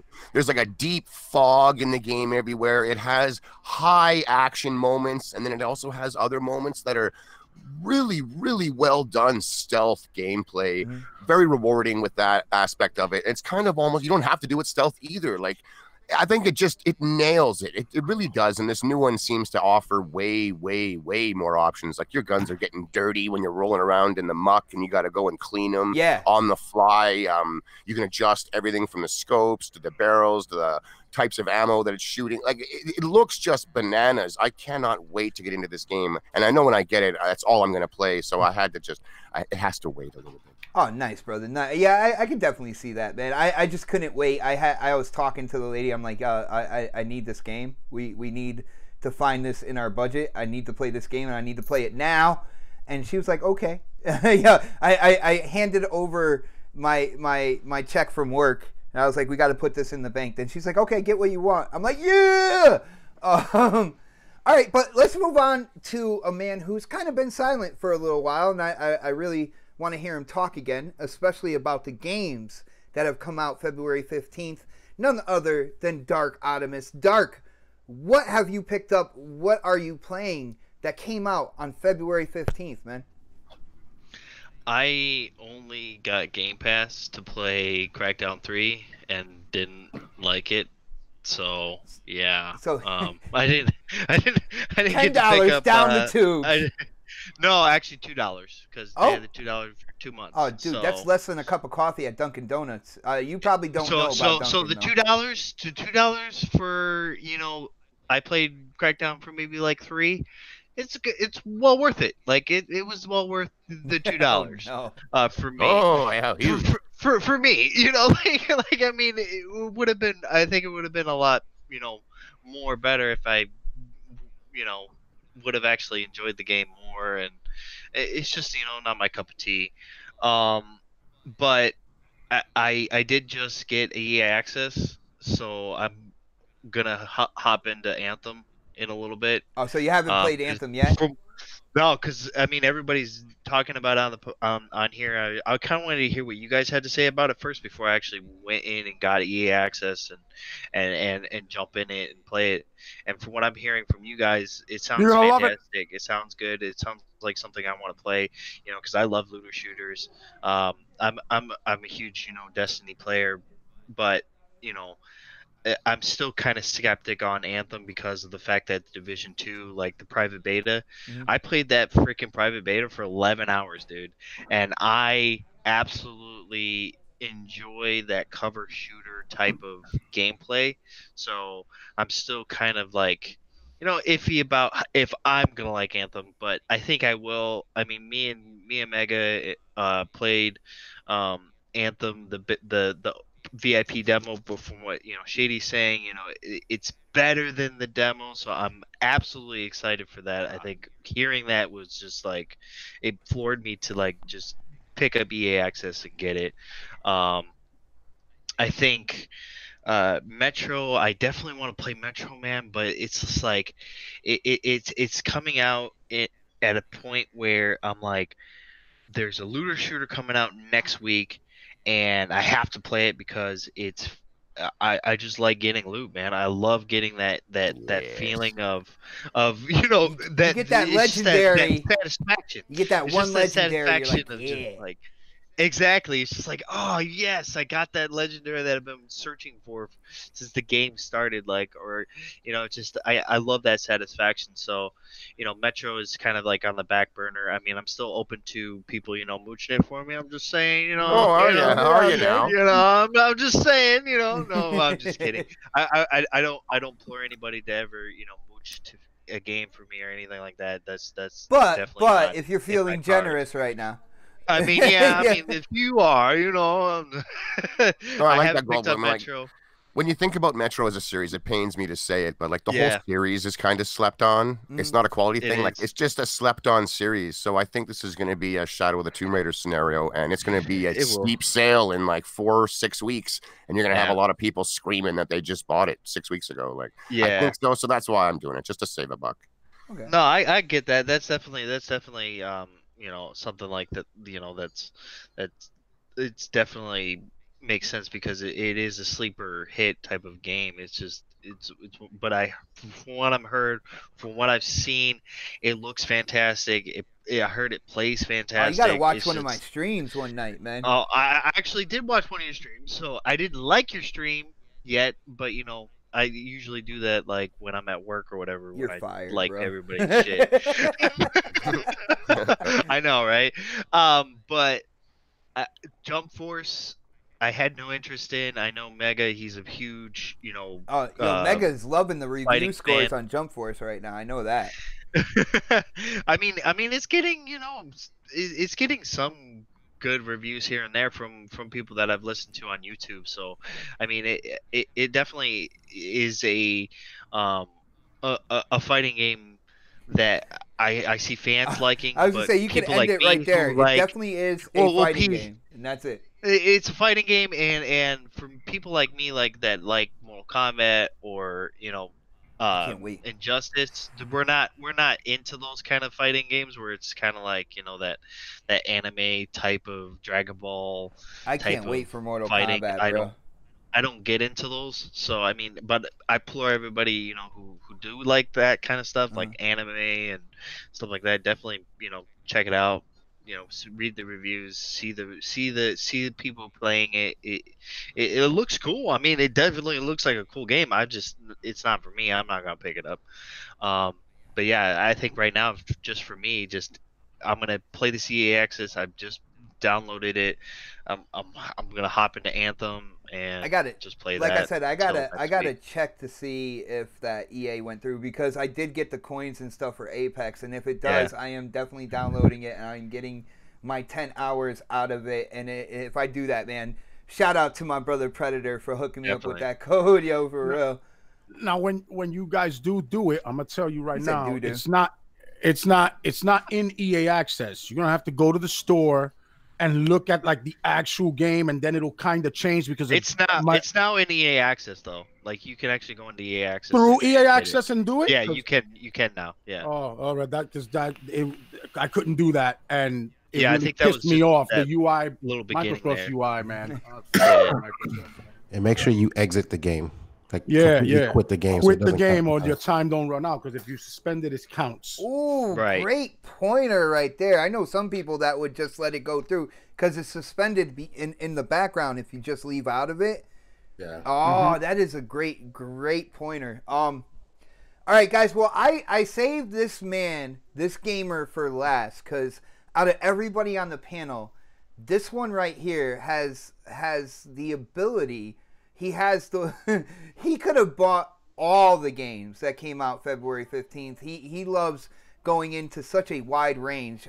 My brother K Mega, what did you pick up on February 15th? And brother, what are you playing?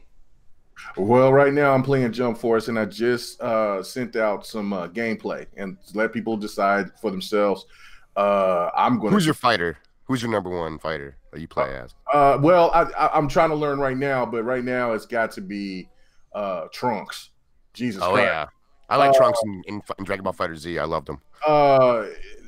bruh, like there's a learning curve for this fighting game. There is no doubt about it. I thought it fights like Naruto, but it has its own different flair to it as well.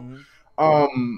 If you're not familiar with playing with Naruto, then it's not going to be for. I can see why people gave it horrible ratings. I mean, the online system is old and dated, just like with DBZ, but my God, this game looks way better than what it did on the beta and what they showed at E3. I mean, these X enhancements are stupid. So, like I said, I posted me playing some gameplay and just while we were playing on Twitter. So check it out and tell me what y'all think. But yeah, Twitter, K Mega, it's at K Mega 4. Okay, just to let you guys know. At K Mega 4. So yeah, you can check it out right now. I'm over here getting my ass kicked by damn, I forget the dude's name from Naruto. I can't think of his name. Sasuke.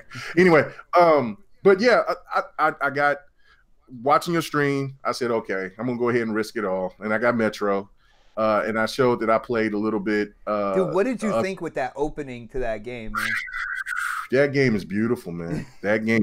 Absolutely beautiful. It was on the radar. I was going to get it, but I was like, man, I'll cop it later. I was thinking like shady, like, yeah, this game's going to go on sale.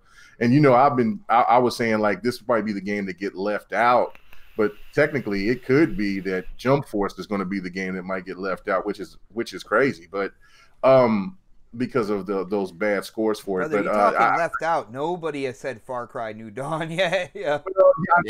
Shit. I want that game, but somebody showed the the UK, and it's number 1 in UK. Okay. And so you know what I'm saying. And then of course Crackdown. The person that showed where the sales was in UK, they were trying to disrespect Crackdown by saying that it only sold, and he's just going by a projection. He was saying it only sold like 4,000 copies, and of course that doesn't count digital copies or whatever. But that's fine. Whatever they want to say is whatever. The UK just showed top 10, but I got that. I got Anthem. I haven't even played Anthem yet. I haven't even booted it up. I was wanting to play it on the PC with Delirium, but I didn't want to pay that extra for Premiere. And I think if I'm right, Pred, is it that if you want to pay the $5 or whatever, you can play it then on Origin? Yeah, I think you can still play it on Origin. I might go ahead and pay the $5 so I can go ahead and start paying it on the PC. Oh, this elitist talk, man! I swear. I mean, I'm gonna be. Anthem was the game that I was the most hyped for next to Jump Force, to be honest with you. So it's like but Crackdown completely stunned me. It just completely stunned me. I was excited about the multiplayer because the multiplayer was fun as hell, but I wasn't excited for the single player. But the single player just drew me in, and I'm like, that's all I want to play. Yeah. So no, the only game that I did not get was Far Cry New Dawn, and I want to get it, but it's like, come on, I can't get all these games. I don't have all the time in the world, and next to Knox, man, I'm putting in, 50, 60, almost 70 hours during the week as well. I didn't get to play anything. I was trying to finish Odyssey before the 15th came, and because we was working our asses off, that I just couldn't do it. Yeah. Oh man, that game is long. I'm level 41. I'm a level 41, and I know I can go and I can finish the game at a level 41, but I want to get a level 50 so I can go and kill the main mercenary. So I can go ahead and get all that stuff. But I'm going to do it. I'm going to finish Odyssey, and I'm at like 72% of everything when it comes to the world. So I'm doing it all on that game. I'm gonna get that one. So but for the games there, no, I think it's a great time to be a gamer because there's so many options for everybody out there. I think Metro is a wonderful first person shooter. It's the best looking first person shooter that I've ever seen. It's amazing. Oh man. Wow. The new Crisis, is that what you're saying? Yeah, absolutely. It is stunning. It is beautiful to look at. And from what everybody's saying, from the enhancements, because Don was all over that. Like this game, he was adamant. Like I ain't never really heard Don get like not mad, but like aggressive with it. Like, this is not the actual what this game is going to be about. I'm telling you. And I'm like, God, he's like, man, I'm telling you. And it's like, all right. It's like, calm down, Don. Calm down.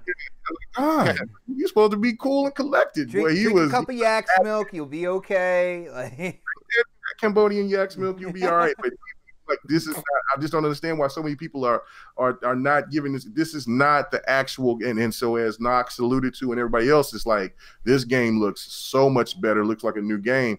So again, Don was right. So kudos to Don. But I can't wait to jump on it. But I know if I jump on Anthem, then I'm not going to play anything else. So I'm just taking my time. But yeah, Jump Force is really fun so far.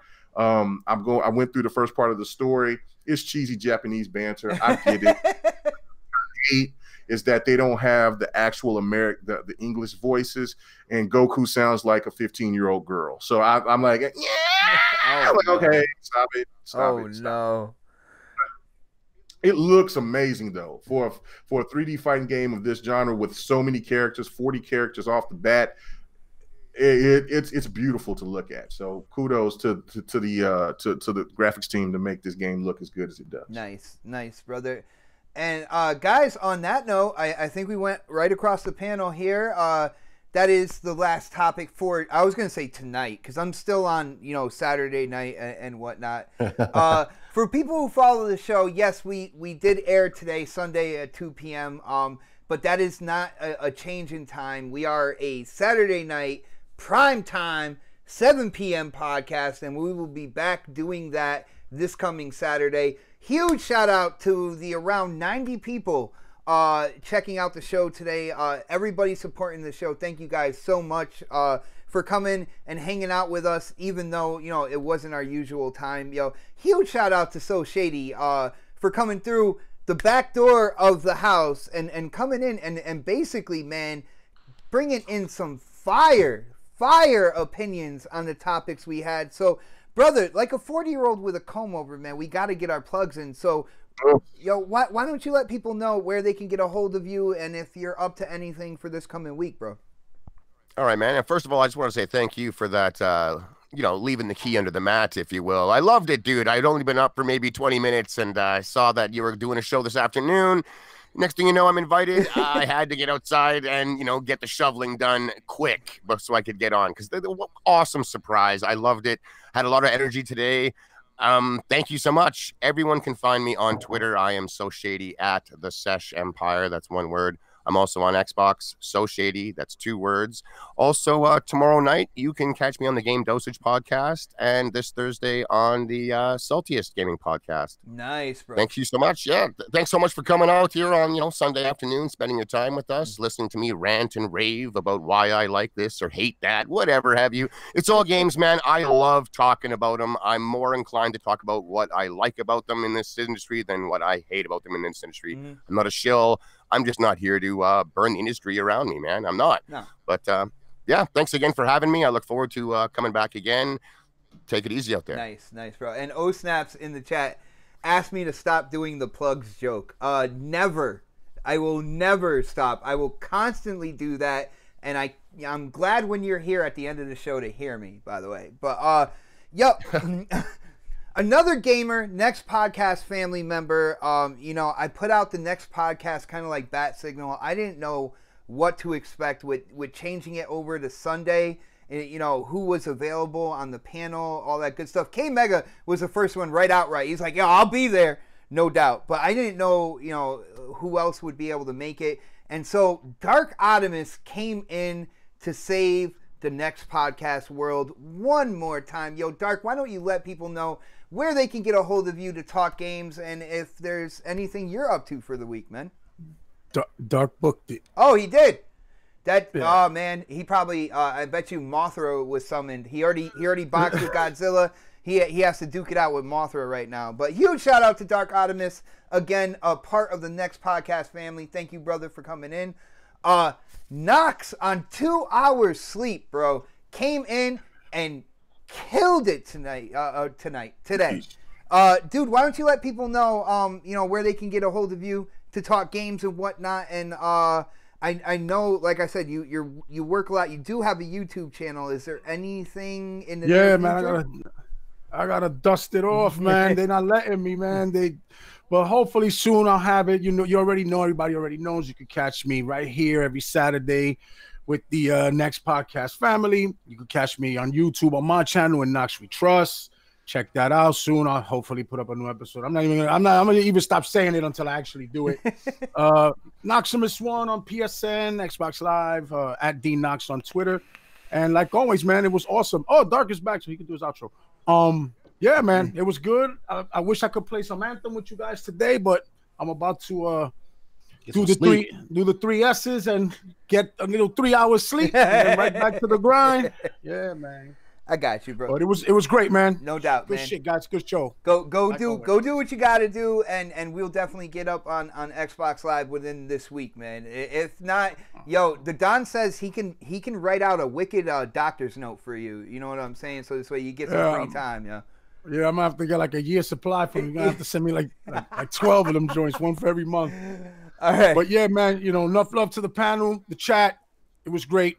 I'm gonna catch you guys. Nice, brother. Peace. Nice, brother. You all ready? All right, and well, since Dark wasn't here when I did call on him, it was an awesome outro as well.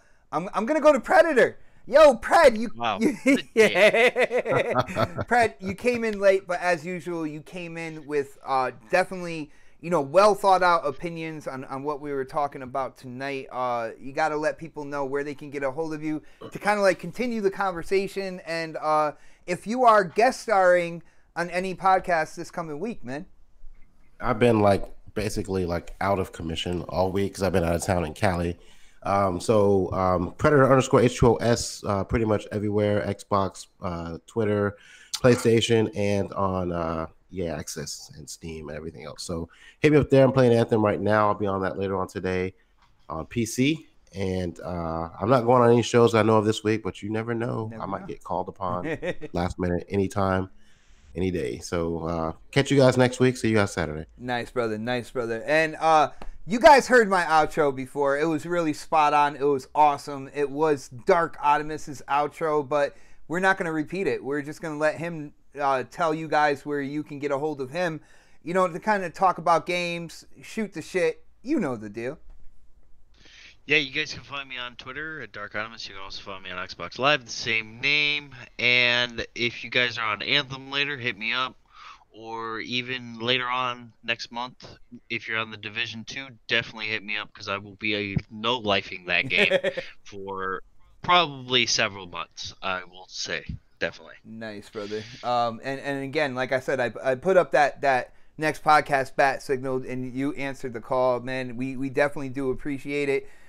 It is always good to have you on, dude. You know this. Yeah, definitely. All right, and my brother K Mega getting his ass whooped in Jump Force right now. I can see it. It's happening. It's happening right now. He's on easy mode and he's getting his ass kicked right now. I'm over here learning. He's not baby right now. baby ass baby mode. Baby ass baby mode. Piccolo is no, I don't do crap mode. I was gonna say we call it crap mode over here, man. Crap mode. Yeah. I'm doing a special beam cannon on his ass. Oh shit! No, Sasuke just hit me with a light. Yo, okay, anyway. He's like, oh shit, never mind. Yeah, it's fun. This game's fun.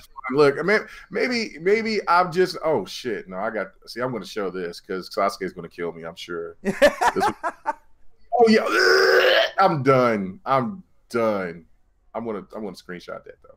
So I'll put this is the outro. Yeah. We're not play by play. Listen. What is sports our way watching football or something right my now? uncle's birthday. Shout out to my Uncle Ralph. You know what I'm saying? Got to go represent. He's old as hell.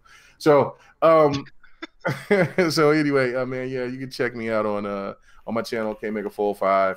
Appreciate the people that come and check out the GRG podcast.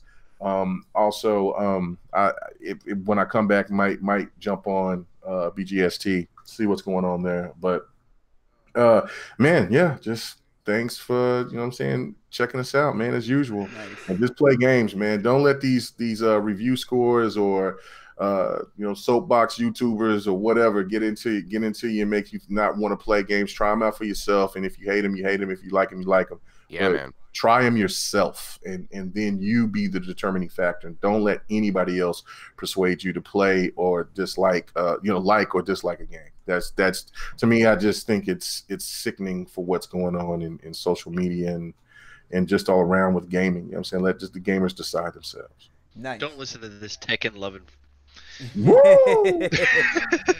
Well, guys, on that note, another episode is in the books, archived on this channel. We have been going on for a long time, and guys, we have no intention of stopping anytime soon. I'm waiting for a certain group to make an announcement so I can announce something for my channel.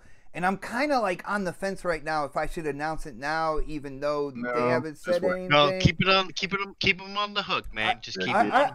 All right, bro. But we got some big things going on with this channel, and I cannot wait to talk about it. Like, I'm just waiting for that one last, okay, we are a go, and I will be able to announce it to you guys. How about this? How about you follow me on Twitter at xbot448, and you can stay up to date with everything that's going on with this channel, with the next podcast. There's an awesome community of gamers out there that we interact with all the time, whether it's a sense of humor, whether it's gaming news, gameplay screenshots, it's all going down on Twitter. So follow me over there at xbot448. As usual, the chat, you guys were absolute fire. Thank you for all the support in the super chat, all the support from everybody who checks out this show, whether if you can make it live, no matter what the time, or you check this show out afterwards. We really, really do appreciate it. Guys, I'm going to end it the way I end it, every week. We will check you out next Saturday or Sunday. No, next Saturday. It's going to be Saturday, 7 p.m. I'm not working Saturday night. For the next podcast, have a great end of the weekend. We're out, people. We're out. Take it easy. Damn. Yo.